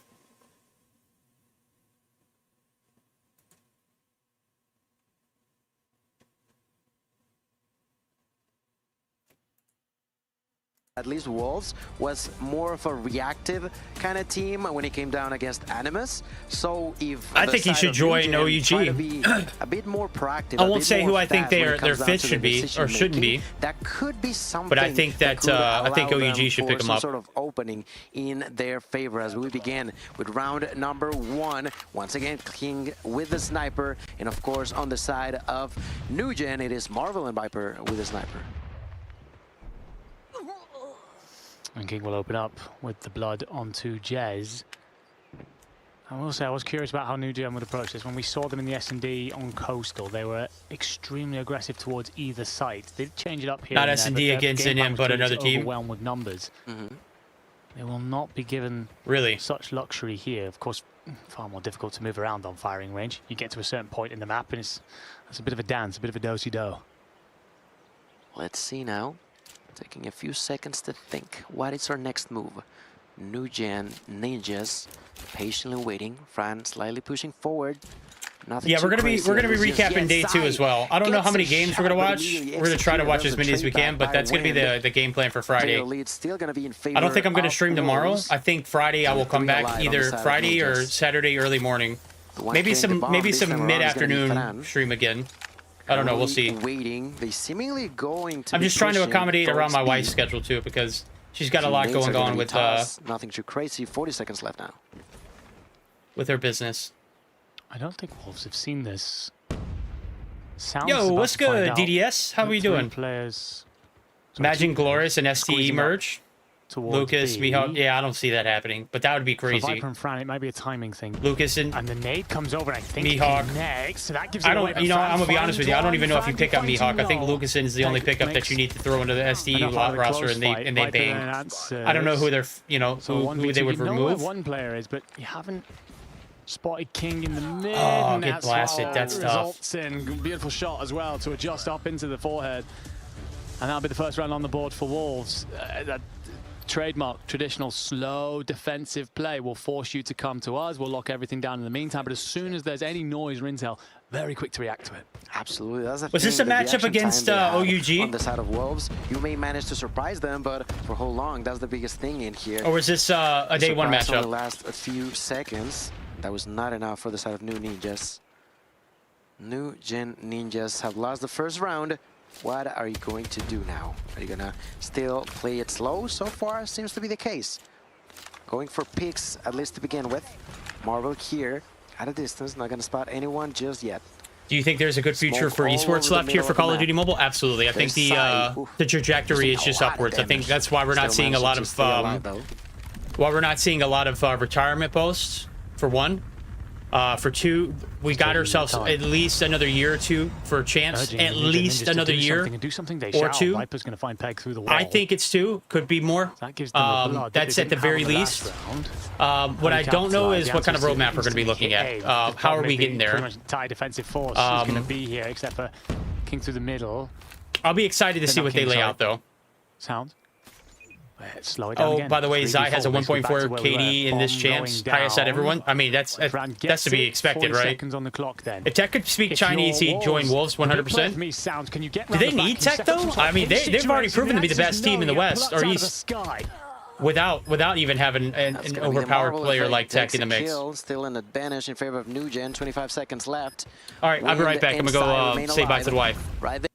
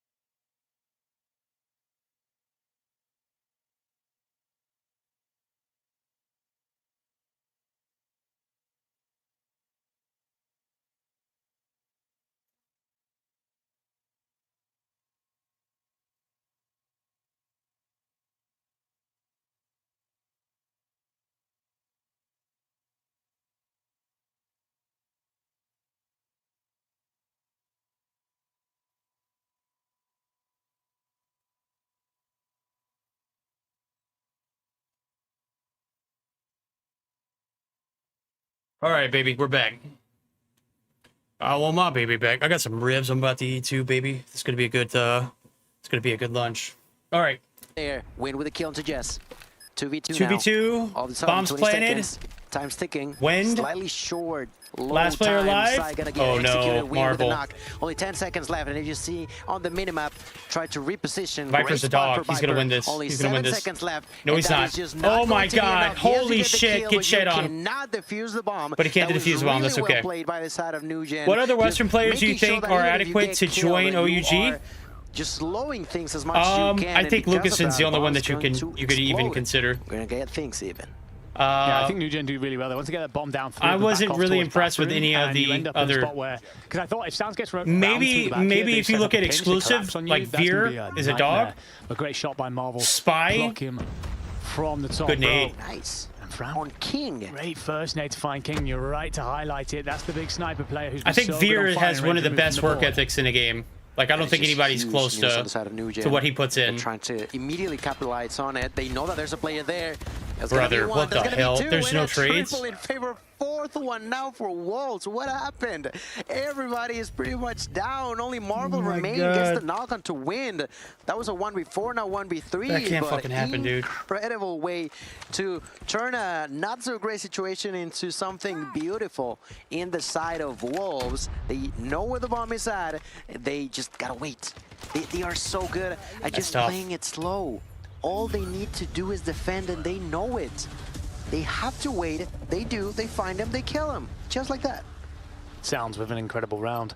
Not just the number of kills, but the impact of it. It felt like if he was found in that corner for free, that was be given up and a significant disadvantage for Wolves to overcome. Zai tries to hit a little sexy one through the middle of the map. Out go the trophies as Wing plays himself inside of the trailer. And, well, it's a full send from the NewGen Ninjas. They made their way to B, at least 4 players. Viper's going to cover the backside of Banana. Marvel's just still going to hold from Wood, but I don't know whether he's just intending to be there. What the hell, Hirsch? What are you doing in here? Wrapping through the back. Huge pick you can't be in here because you're going to make a mess. In the middle of the map. Gives you numbers advantage, but I will say... Okay, I guess you can just stay right here. Come on, lay down. He's been great there so far in the 2 maps we've seen him. Okay, so once I know again, you're just going to dig in my trash, dog. Let's see if they can make it happen. They want to plant the bomb. Look at Jess. Gonna do so. Sounds. Gonna have the opportunity to stop it. And he I wish you would just sit in my lap, but you're not a lap dog. Immediately getting the trade. That's a good back and forth for NewGen. They lost control over the bomb, though. So the side of Wolves, they know that if they pick it up, they're over there. Marvel gonna get executed. 3v3. Garden. There's the executed again. And help we've heard that already like 3 times. That would have been tricky there against King. I hear what you were speaking about. King v Viper feels like an important battle. Lay down. Oh, stop. They're going to try and control the middle. Zai removes Viper from the board. Wow. And the nade onto Fran is perfect. Perfect. Do you spot Warden, though? He doesn't really have much choice. He has to come and check and is claimed. 2-1. But what did Zai just do? Lay down. Stop. Stop. Go lay down. Things, you know, Sai. Let me get this dog out of here because he's not gonna chill. With a weapon, with the timing of the nades, eventually defusing. It is just so good on the side of Wolves, but it's not too far off on the side of New Ninjas. Yes, they're losing, but if they manage to successfully clean the mistakes that have happened, maybe we could see a difference. Maybe they could try to even things up before we switch sides, and that is going to be very important for them. In here, Jazz doing a lot of damage. Unfortunately enough, not getting that kill onto King. You know how key he's been in the past, but this time around, though, look at Wind with his sexy 6 kills so far. Looking glorious if you are a Chinese fan. The thing is for NewGen Ninjas, again, they're opening up just so well. But Wolves making the adjustments necessary, or every now and again just popping off with a bit of brilliance to take a hold of the round. King here just trying to jump out of American, peer over the top here. The spot where you've seen Marvel multiple times towards Wood. He's actually going to be nearer to Bath. Zai, oh, gets a little bit fancy with it. Marvel misses though. Pressure starts to move towards B then. Such a difficult bomb site to take fully. Such a hard place to lock down. Warden's managed to find himself in this deep back corner. The problem is he probably knows the second I round this side, I'm going to get hit by a sniper. So you've just got to give up a large portion of it. And Marvel does well to find King through the middle. Slide out of your sounds. You find 2-3. Not a chance in hell. How do you get away with that? And he survives. That was wild. God. That should not have happened. New Gen definitely dropped the ball on this one. But at the same time, that triple kill for Sounds, it is just completely outstanding. Managing to survive too, that is just insane. Now ramping up those numbers all the way to 7 with that triple kill. Would have been nice to see no UG to beat Wolves. Done. You have no idea, brother. Right now, last I thought they were going to get it done. Flip spawns. And although it has been close, there wouldn't have been anybody more happier at the event than myself to see. He's still with the donut so far. He's trying his hardest, but it's just not UG enough. won. He's right now planting the bomb, and that will connect. But with it's not. God. Perfectly placed nade from Wind. And there was follow-up there just in case as well. That's enough. Marvel will remove King from the board, make it a 2v3. Fran reads Wind in the corner. Can you do enough though? Wind's ready for this. Just waiting. Fully aware. Marvel's going to push up through the long lane and, well, make it a 2v2. Great patience from Fran. Oh, good play there from Collapse from Marvel. Through the back. So give themselves an advantage. Bomb will go down momentarily, unless Marvel strays out far too far. And the decision's been, actually, we're going to move this to A. And Peg... I mean, I like it because you know where he's at. Peg thinks Marvel's doing something rogue. And he's about to find out that, actually, payload's been moved. Bomb down, 40 seconds to go. These two will regroup. Peg to do something magical. Or do New Gen Ninjas get themselves a bit on the board? That's a great spot for Fran to be at. He has seen him. Gonna make the call immediately. Marvel's just there for insurance too. This is great. Good stuff. Marvel gets the kill. W.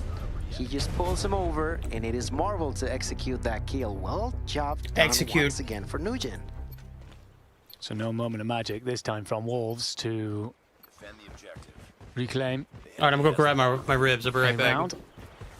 Fran's gonna squeeze forward aggressively here on the defense. Gets himself inside of trailer.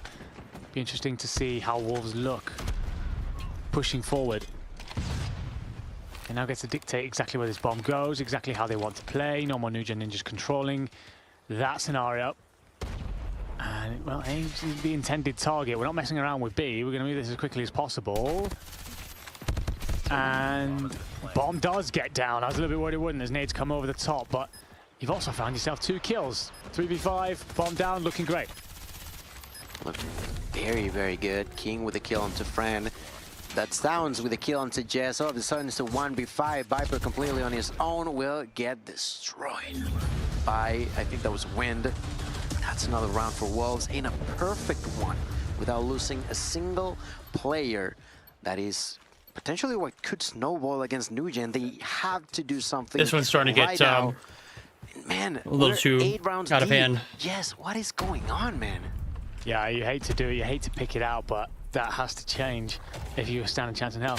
Marvel gets the blood against Wolves. I will say the bloods really haven't mattered too much. 6-2 currently in favor of New Gen Ninjas. Look to the top of the screen, you'll see the scoreline does not exactly reflect. PKM in the hands of Peg. This is designed to check all corners, rip through, provide a bit of advantage, whether it be in information or just in allowing teammates to engage more cleanly. And it's done enough, really, but Marvel, is that okay, Marvel, dog, what a dog. Why are we not seeing his point of view? What the fuck is going on? Turns it into a 1v5, and surely a round on the board then. Levi, what I'll say is, for King, but everybody who was in Poland who scrimmed Q9 did not want to scrim Q9. They were absolutely running through everybody. Towards B. You can ask the OUG guys. They did not like, playing against Q9. He's fine, and well, King will get one, so it's not going to be a clean sweep in the round, but King needs. Yo, stop looking so cute, Verdict. You gotta stop, Curse. Thank you for the $2. And I mean, we were talking about New Gen. W don't know. Something different. How about a collab followed by another kill for Marvel? That'll do, certainly. I mean, he's on 12. He is on 12. We were talking about how good of a sniper he is, and he has shown that once again. All they have to do is find that last remaining kill. The bomb's on the ground, so at the end of the day, they have a solid idea of where he could not be. And if he's not there, that's more than enough. That's another kill for Fran, make it 5 for him personally. Another round for Nugen. Marvel, man, he's been keeping up. The key success there for Nugen is Marvel needs to get like 3 kills every round. Why he's been known as one of the best when it comes down to sniping. Certainly has been putting on a performance. Nothing quite like free to open up a round defensively against Wolves at the World Championships. Fran will spot Peg inside. Both of them just trade a little bit of blood. Decide to call it a blow as Fran turns. Does read King coming in through the back, but gets shut down regardless.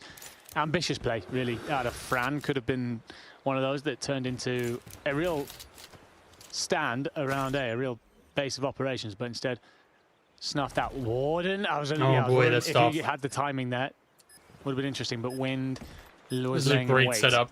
5v3 then. You got all 5 players up standing side, just lurking in the middle of the map. This is they're just gonna have to win the fight straight up. Devastating. 30 seconds left. Marvel, Jess, and Viper trying to make something happen, but with only 22 seconds, it's going to be super difficult. Viper gets a knock, immediately gets traded.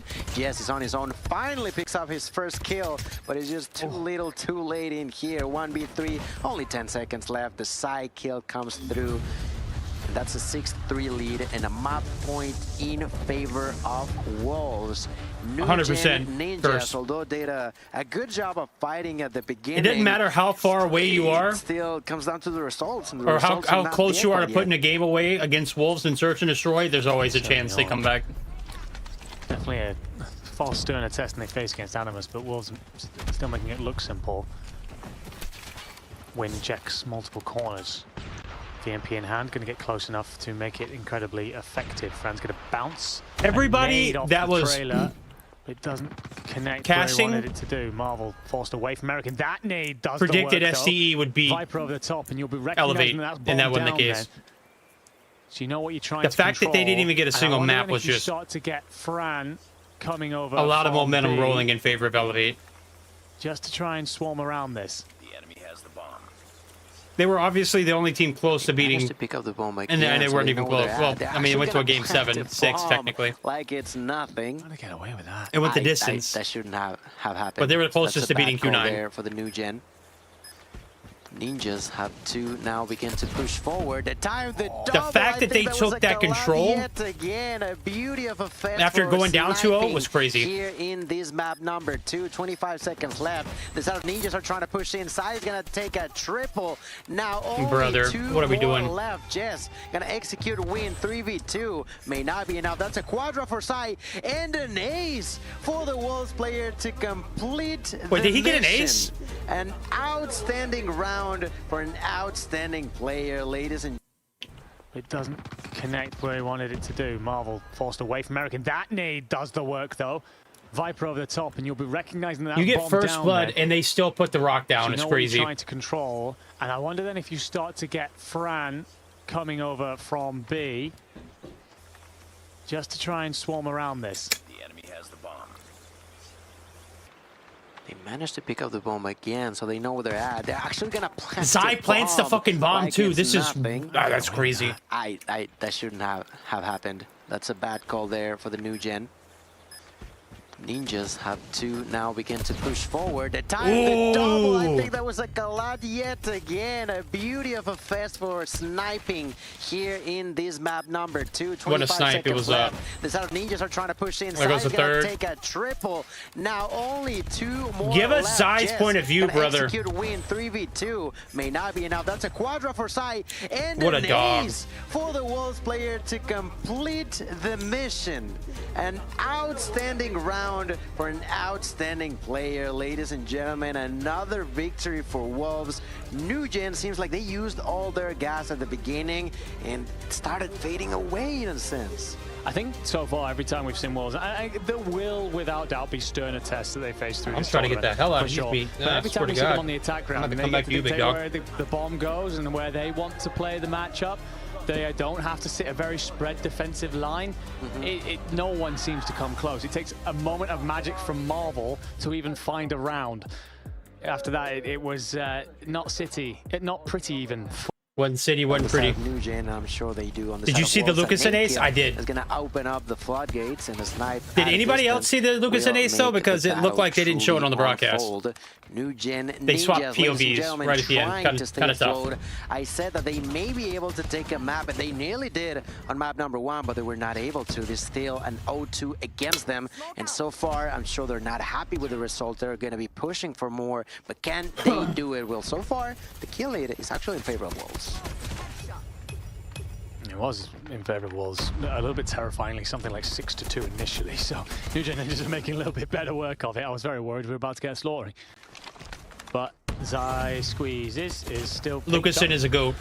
Fran, I feel like doing a great job positioning himself with that shotgun, knowing where he's going to be most effective with it. Jez going to have company.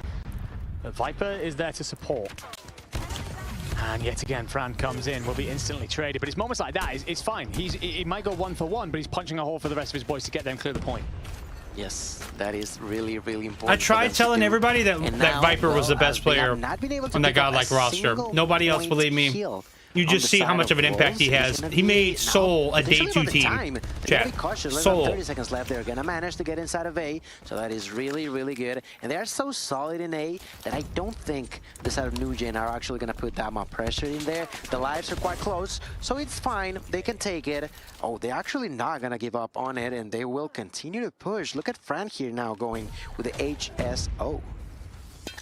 Well, the fact that you find 2 kills there, I did think you'd have a moment where Nugent just suddenly dove the point, but they do decide to back off in the end. Maybe the call comes through from someone, an assigned IGL for the weekend of sorts. Fran probably falls at the wrong time, but you're going to be there if you're Viper for 2. Viper's a dog, bro. Will force Wolves to pause.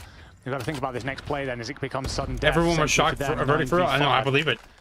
Best S&D round ever, or did you just accept the only walking away with 3 ticks? Well, Viper close-up can be on the side. He needs removing, and he will not be.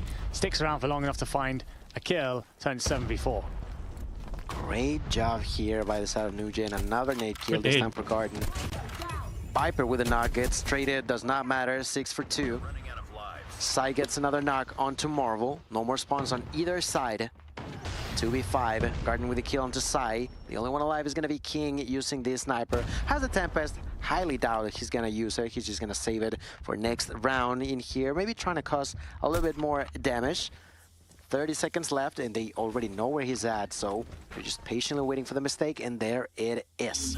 Marvel will executing a round, will go in favor of Nugent, and that's exactly what I was talking about. I felt Vendetta like was good, broski. We should get Viper for OUG roster next year.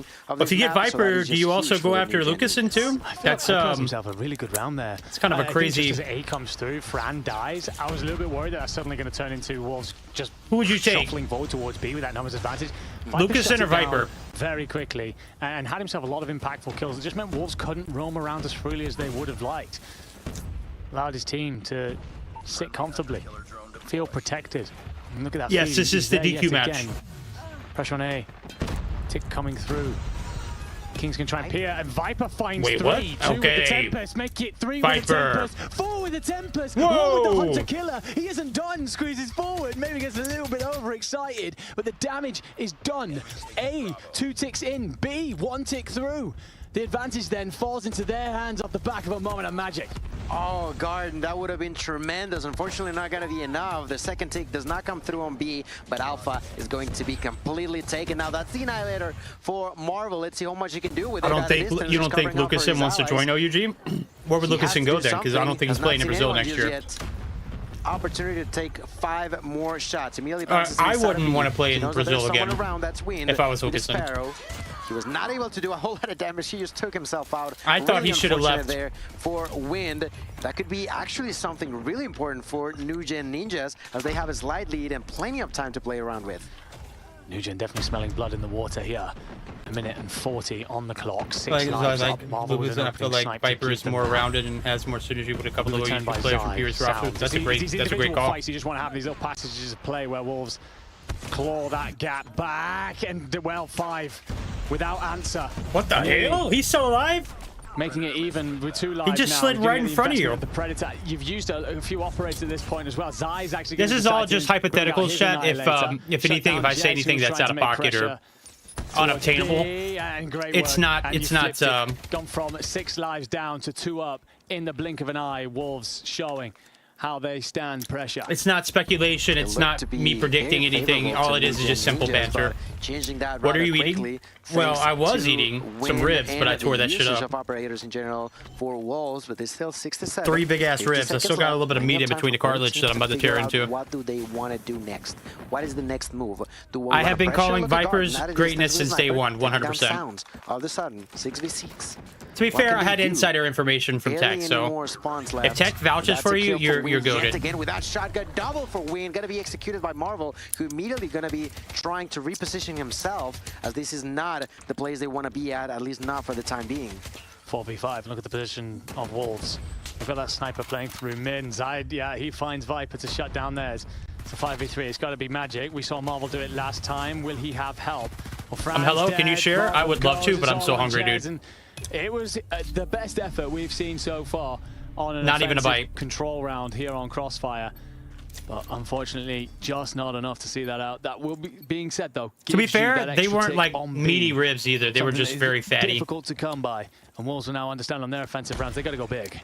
Now at the same time, look at those operators on the side of Wolves. The first one's going to be popped. That's the War Machine taking that good kill sound, to guard good at shots. a distance. Even through the smoke, I cannot see you, but I can smell your fear. And that's going to work out just fine as they continue to push forward. Now there's the operator now being used by King with the Tempest at a distance. Just good night, Verdict. It's 1:30 a.m. in India. Yo, good night, man. I appreciate you for coming through. One of them I'm having stew peas with salt beef, rice, and air-fried chicken. God damn. They struggled on round number 1. If anybody needs to be sharing, it's you, buddy. Round number 3 now, Fran trying to prevent them from getting any more down, but Sai with the boxed gloves out, baby. becomes a boxer, and with a shot straight to the head, puts him to the ground, and because of that, Wolves continue to increase even further their advantage. What was my opinion on champs this whole year as a whole? I think this was the most competitive champs we've seen, and it had the potential to be better. That's how crazy and how wild the esports scene has gotten here. The deficit, 2 ticks given up.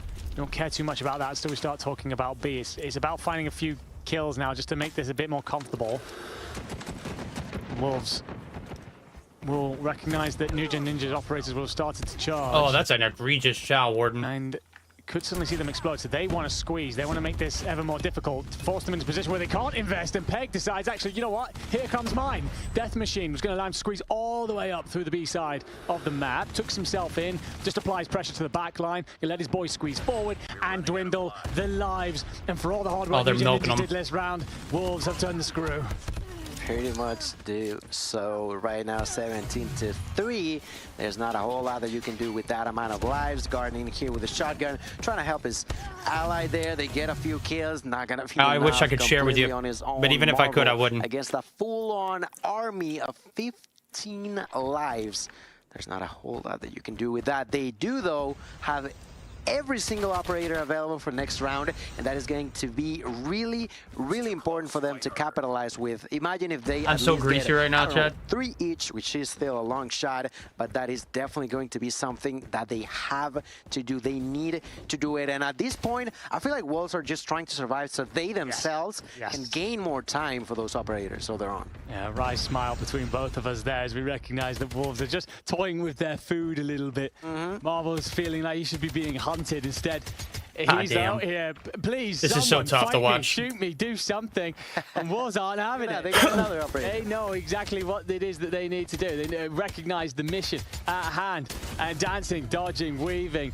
Marvel's gonna get a couple of kills out of this show, but he knows what we've I came to dog sitting and jokingly said I only need chocolate, and they brought 8 bars. Oh my god, maybe brother. He himself, yes, he wanted to probably get something no like mommies. a hunter-killer drone, which, you know, it can be best tourney since CDSI 2024, really. Thinking about every single kill that matters, so yes, that's an extra operator on the side of Wolves. I feel like Q9 would have still won even if Rise showed up.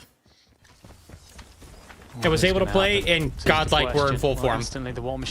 I don't think there would have been any other team that got that boost from an additional player being added to the roster like Q9 got. At the very least, it's at least inflicting damage. Having said, one I kill also probably wish wants a Champs bit was more like a Zayt league to format pull than a out the 3-day 32 Annihilator. as well. For New Gen Ninjas, they're deciding. I wish we had more. I wish we had at least 3 or 4 lands throughout the year. Pop it in front of Zai. He'll instantly close the door. And it doesn't even have to have like an audience. You know, I want more for the esports scene. As a double now with the War Machine for Sounds. Sai get a kill before getting knocked at a distance by Marvel. Great trade there for the side of New Gen. 24-22. They got to make sure they take this round, or else that is going to be the end of this match number 3, ladies and gentlemen. I have to wash my hands after this. Be captured by the hands of New Gen. Now, what's next? That's the most important part. Him and the Uling were going ham. Absolutely. Does anybody know what the situation for that roster is? Or was Cloud just on loan from All Gamers, or did he 100% sign with Q9? Warden, can you find the next? Yes, you can. And you are deep into Wolves territory. Oh, and the big kills double continue kill. to flow and nearly onto Zai. Marvel goes big then with the Annihilator, but that is picked up by Peg with the sniper. Getting B. In comes the Predator missile. They are getting B, and they're up by a hell of a lot of lives as well. So very likely we go to a round 5. But I wonder if Wolves sense an opportunity to push back here as B pauses, and you find yet more moves forward, more space gained. Only 5 lives left, so That'd be perfect. Another one to the ground. Perfect opportunity for New Gen, and I'm sure they're trying to take it as efficiently as possible. King, though, pops that Tempest, trying to get some more done. I don't necessarily agree with that decision, as they are definitely with their backs against the wall in here. Yeah, King popping that Tempest is crazy.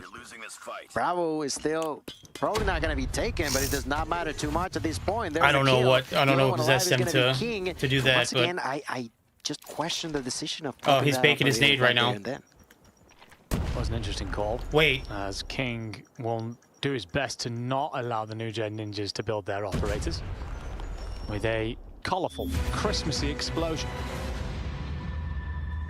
Calling it a day. Just calling it a day. He knew that. I'm clocking out, boys. I feel like in a sense he was trying to avoid what his team was doing, which is giving his opponents more time. Live chat is not available for this video. What? It is. As we move on to the 5th Why one, is the live we chat knew not because of available the for that ticks video? That it is New Gen who's going to be defending. The Sparrow is going to be popped by Jess. Seems like. How much can he do with it? At a distance, Marvel with a knock onto Wind. It's going to be important to take more value off of that Sparrow, but so far, not really taking. No, they that much added of a deal. him way before. Jazz pushes A. 2 players to deal Like, I'm with gonna go to their roster right now. I'm gonna see Q9. Probably the worst time. It sounds makes it easy. And he was added Warden and Fran on the 24th of September. So literally right after. A does have 1.5 ticks. Literally right after Sound says not a chance in hell. Finds 2. CDM major Marvel will find playoffs. it, kill, but Wind is here for immediately after. Pressure. And does enough. Now he squeezes towards B. That's going to shift the 10 days after, to be exact. No choice but to go. So that should make A light work. It does. 2 minutes 7 on the clock. 1 life between them. 2-minute onslaught from the Wolfpack. Wait. It's your little one's birthday, Vendetta? Happy birthday to Mini Vendetta. Not going to pay off. The big party is this weekend, and he don't know, man. I hope he has a blast. I hope you have a blast too, buddy. The side of Wolves have not lost control in here. They got plenty of time, and the lives are quite close to one another. Sounds with the opportunity to use that War Machine. Not gonna use it quite yet, as he's not necessarily on the best spot. He'll try to make sure that he gets more value off of it. Picks up the opportunity with a shotgun, so far it's still close. Certainly is. Oh, Fran, no! Wow. Connects with the pillar in front of him and will exit him far quicker than he would have liked, considering you popped the operator. That's painful. You're just going to get by. You're just going to ignore it. Flush it out of your mind. Move forward. Peg decides to pull out his death machine. There goes Marvel. Do you find Warden, who tucked himself into a corner? The support comes through to help. There's the clearance by Fran. Marvel yet again. Jez will find 1. 3 lives in it. Sparrow invested by Wind. Viper's trying to shut that down, but doesn't really have the viewpoint. There goes Fran. It will eventually be that you are removed. 3 lives in it. 1:10, but the progress is coming. I don't think Q9 would have won with 0 playing. 100%, bro. We need to push forward. The objective still being 100%. I don't think anybody's made that argument. I don't think anybody could make that argument. They 0 or ZXO TXO. Beautiful execution. How do you pronounce it? Is it Zero or is it TXO? It cannot be other than Sai. Once again, he did it on Search and Destroy. He's doing it in Control. Every single play. Let's hear the explanation.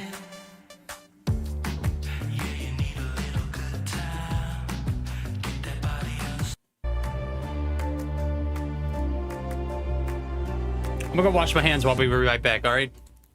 Hey, I'm just a rebel, that's for geeks, man. Get the hell out of my face. Oh, Lord.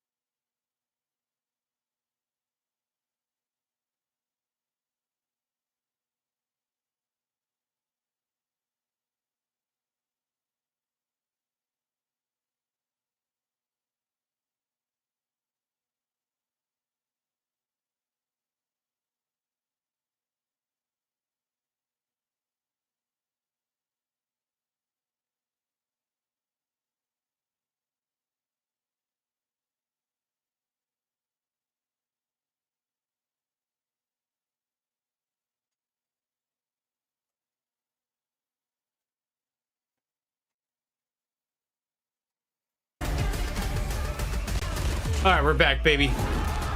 What's good, Verdict Share? How we doing? A new Gen ST and Street surprised me the most. New Gen and ST, 100%. Championships, ladies and gentlemen. We've actually got a bit of an update for you from something previous to the break. We spoke a lot about the situation that was going on down. To update you guys, something that's a first in my casting career, don't know about yours, my friend. A rule violation, unfortunately, by Wolves means that map 3 will go to the new Gen Ninjas. That means that we have a map 4 to settle. 0, okay. And while there's plenty to talk about, I know I've heard several different things. What I will say is it means more fantastic. I want to say I was pronouncing it 0 before the last hard point these two before teams champs was a banger. But then I heard someone pronounce it CXO, and then I started getting fighting so good against one another, and we are getting paranoid. Another opportunity to see them. That's gonna be a blast. That is definitely going to be a blast, and I'm intrigued because the closest of them all definitely was that hard point in my opinion. Yeah. And we're getting to see another one. Yeah, we will. We'll be heading off to a hard point on Combine. Now, you and me have already seen this play out twice today, and it is a map that we also saw Wolves on. They were dominant against Animus, but they are facing a very different test in the new Gen Ninjas. As you correctly said there, map 1 between these two was a banger. We really enjoyed every second of it. Super close. If it had been pushed to that extra P1, who knows who could have come out on top. It was that close. So we get the joy of casting over yet another blowout between these two teams. It's going to be a battle. Stalwart has beaten Elevate so many times. It's like back and forth thing. And underway then. The new Gen yeah, Ninjas but when you get in front of the kings themselves, dusted with this series, they thought, you know, let me just tell you, it's a lot harder. To claim that right yet again, and we get a lot harder to do in person. It actually favors the new Gen Ninjas. Have they ever beaten and a couple of points Elevate to get them started? Long way to go in a LAN event. But if new Gen Ninjas can start well here, that'll certainly be a new thing for Wolves to face. So for now, yo, it's been so long since Gil and I have casted together. New Gen. I'm intrigued. I'm intrigued to see how much is gonna shake things up. The fact that, well, for a second, both teams thought, okay, I won, I'm moving on to the next day, I lost, I'm moving on to the next match. But all of a sudden, they got one more to go. Oh my. Okay, Fran. That is Okay. a triple. Okay, I've never Fran. seen one now for Fran, just sweeping over the opponents and allowing his ally Jess to Good stay setup inside here of for the hill. New. Great triple kill there for Fran. Topside control. beautiful moves there on the outside I would catwalk. like a little bit more of Also that has bottom to lane do with control. Viper picks up one, but that only stems the It's flow. so much harder to Those break Wolves find the through. next two. P1 then settled off to P2, rotation in early On from that New Gen P4 side of Ninjas, map. but it's not exactly a forward defensive line. Wolves are You knocking literally on have to the funnel door, through. howling at the brickwork, but it's some great work. Oh, to the just Reaper. hold out for Holy now, but that shit. move from Zai there could be Okay, a shut big down. moment because you clear out a bit of that backline, Zai is reinforcements him, to man. sort of provide coverage on the front, but it's enough. New Gen will hold. Okay, from the New first wave. Gen opening up with For some now, strong let's see, hard though, point. because I once again like the Rotation, from big New Gen. gunfights on the That front is end. They're about to something get that the pinched. side of Amigos Here comes the tried to do very unsuccessfully the infiltration. against the side of Wolves, but this Split time around, New spawns. Gen doing You're an trying to get excellent saddled job. up in the They back eventually line. got, You've got to hit this to the heal, front but too, and I mean nonetheless, this is they a perfect time to do it, but you got to get through the middle of the map, and they are just getting pieced, torched. Now, What a can break. we break through heal number 2 so far? Not being the case, they're going to be throwing a couple more players in now. Jess had distance with the Sparrow, going to take one, going to go for 2. There's the trophy, not going to be enough. Jess with a break. Last 15 seconds up for grabs. You need all this for that Sparrow to pay off, but at the same time, I do like yeah. the way that New Gen organized themselves to do a collective push. They got they got usually spawn tends to dumped too, work, bro. but This is time around, the and now they're advantage is feeding gonna continue in streaks. favor of Wolves. Yeah, great play from New Gen team-wise. The problem was a little bit of magic from Wolves players. It does enough. Pred missile comes in, doesn't connect, but it'll do enough to buy you time. Zai does well on the front line for now. They're getting cooked right now. Out Sounds is there. War Machine investment. Fran. Okay. A couple of Smash it to the front. Bounce them through Wins the doorway, and dumpster. anyone that Let's walks go. into them Viper's will got be the. seeing the afterlife.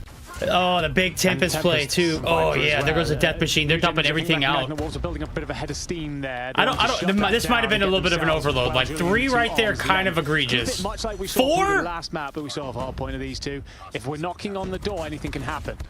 Anything can happen indeed. Sai is 4 gonna be wasted, and they don't even have the with hill. Death Machine. I really find it interesting that it's been Sai and Peg rotating back and forth between who is using the Death Machine. This time around is going to be for Sai.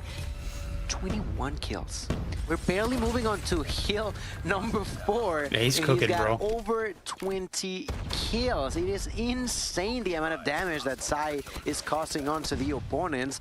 The advantage is still slightly in favor of Wolves for about 30 seconds. But what Sai is doing truly. Curse, I think we're all impressed with OUG right now. Double. I felt bad that they had to. Teammate. If anything, it feels like that they had to eliminate. A little stunned at the fact that they're going to be playing this map 4 out. Zai said, "Let me at them."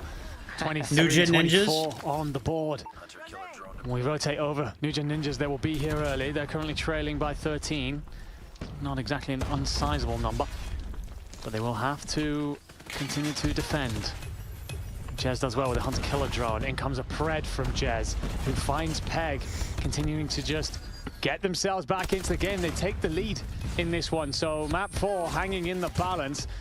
The Wolves players, we've already talked about it. Zai's having himself a map, but the rest of them, they've got to find their feet and quickly. That was a great job down there for the New Gen. Sparrow by Jess, not going to have as much as an impact as before, but still going to be good nonetheless. 5 seconds left, and Wolves are trying to pick those few seconds up. Not going to be there, thanks to the New Gen.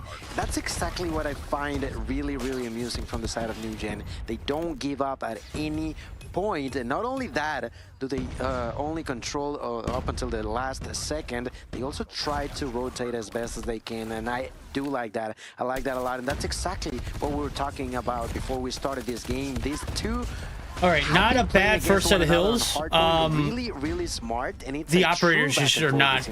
They're not being good to. New Gen Ninjas incredibly to New Gen efficient. Ninjas. They recognize the fundamentals of the P3 game, was a disaster. The fact that they're still in this is kind of crazy. Anybody in this tournament when it comes to the kill very, very mixy P4. Crossing 30. That being said, Viper isn't exactly P1's pretty mixy as well. Okay. But will fall this time as Zai finds himself 4 to break into P1.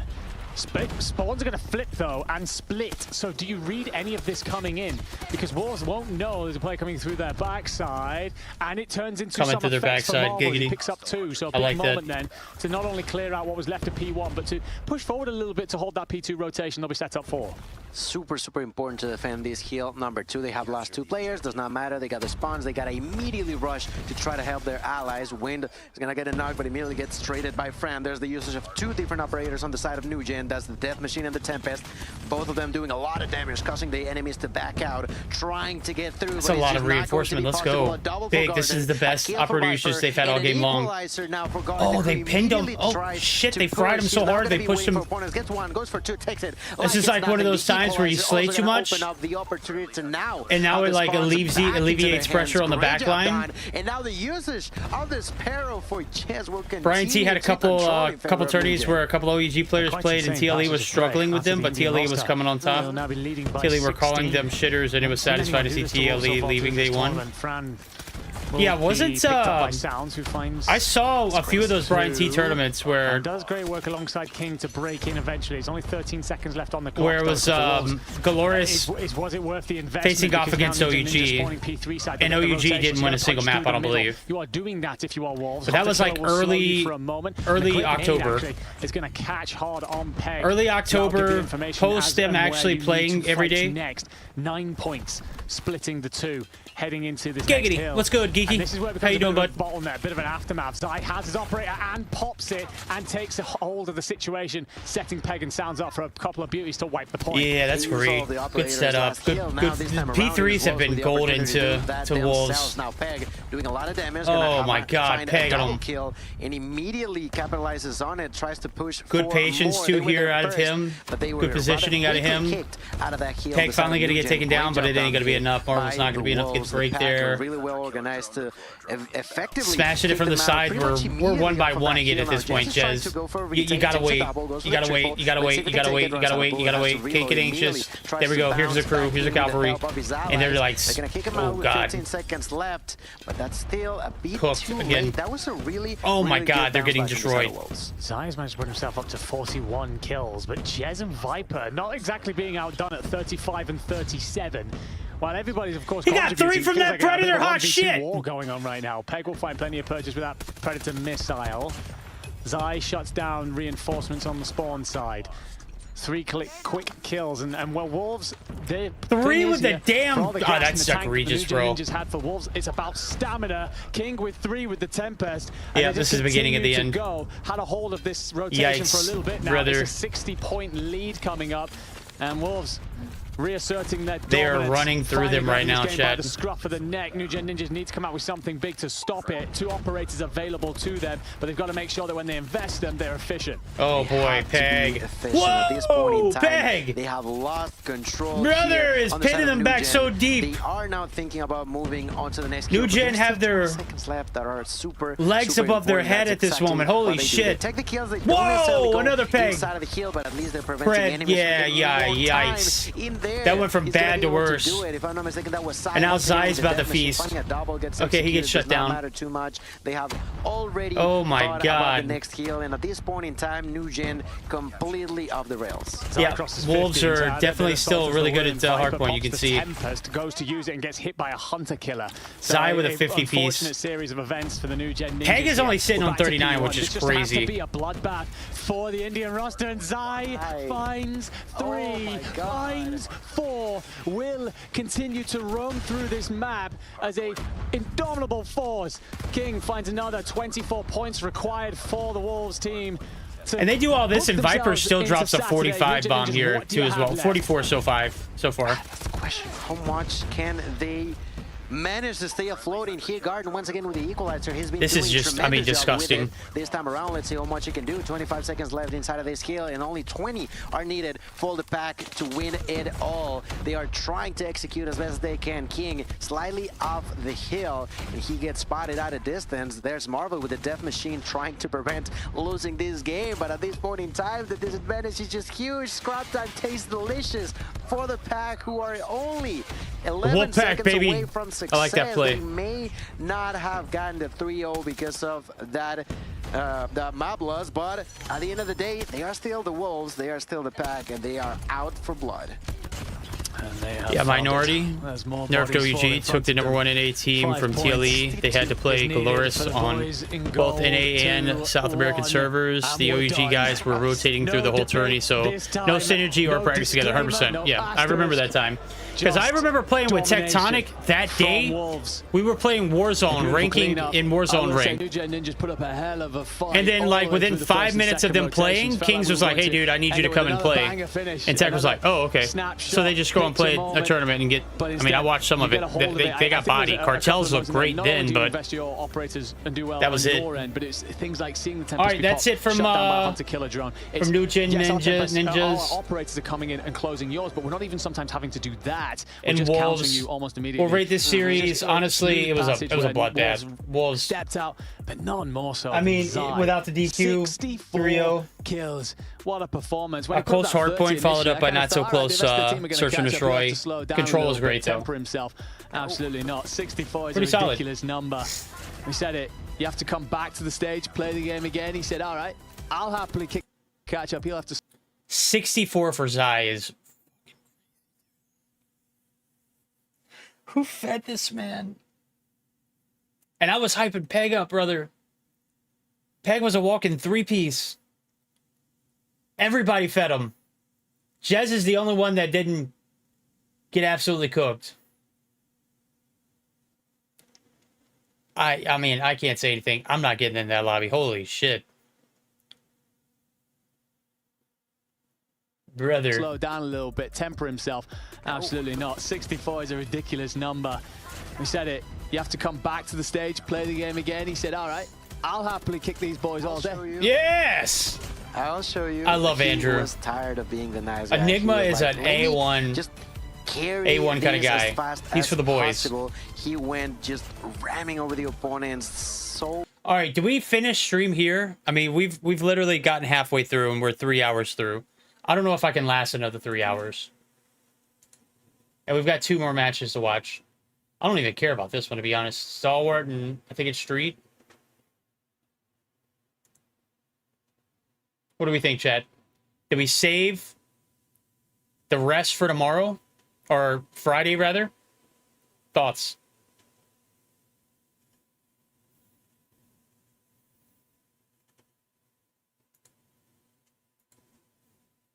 I think I might be cooked.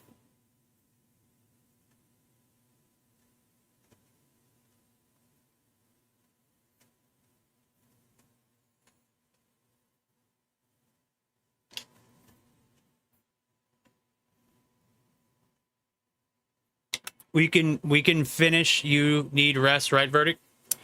So we can finish the rest for tomorrow. We can sleep. I don't know if I'm gonna be able to stream tomorrow. If I do, it'll be super early.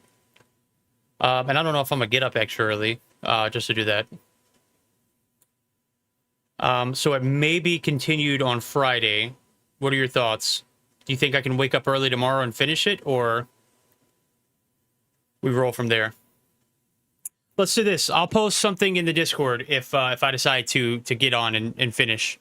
Because this stream is important to me because I've never watched myself cast, and I would love to hear some pointers from you guys on what I could have done better. So I think we call it a day here, and then we pick up on Friday if I don't wake up early enough to cast or to stream in the morning. Thoughts?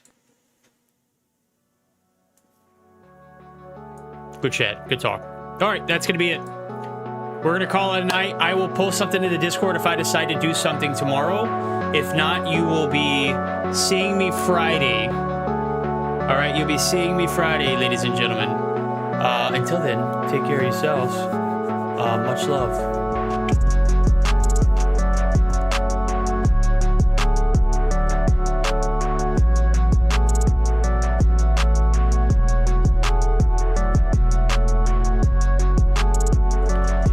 Yo, Chew, I'm done for the day, dude. I'm sorry, brother. I'm done streaming for the day. I had to come back and tell you I love you. That's my love interest, my muse, my one and... Bro, look how skinny. Yo, don't hit me with that skinny shit, bro. I'm living my best life, big dog. I'll catch you later, Chew. But I'm ending here. I gotta go let my dog out of the cage because I had to put her up because she's a rowdy little bitch. And I mean that in the most respectful way, obviously. Y'all have a good rest of your day. Love you, Chew.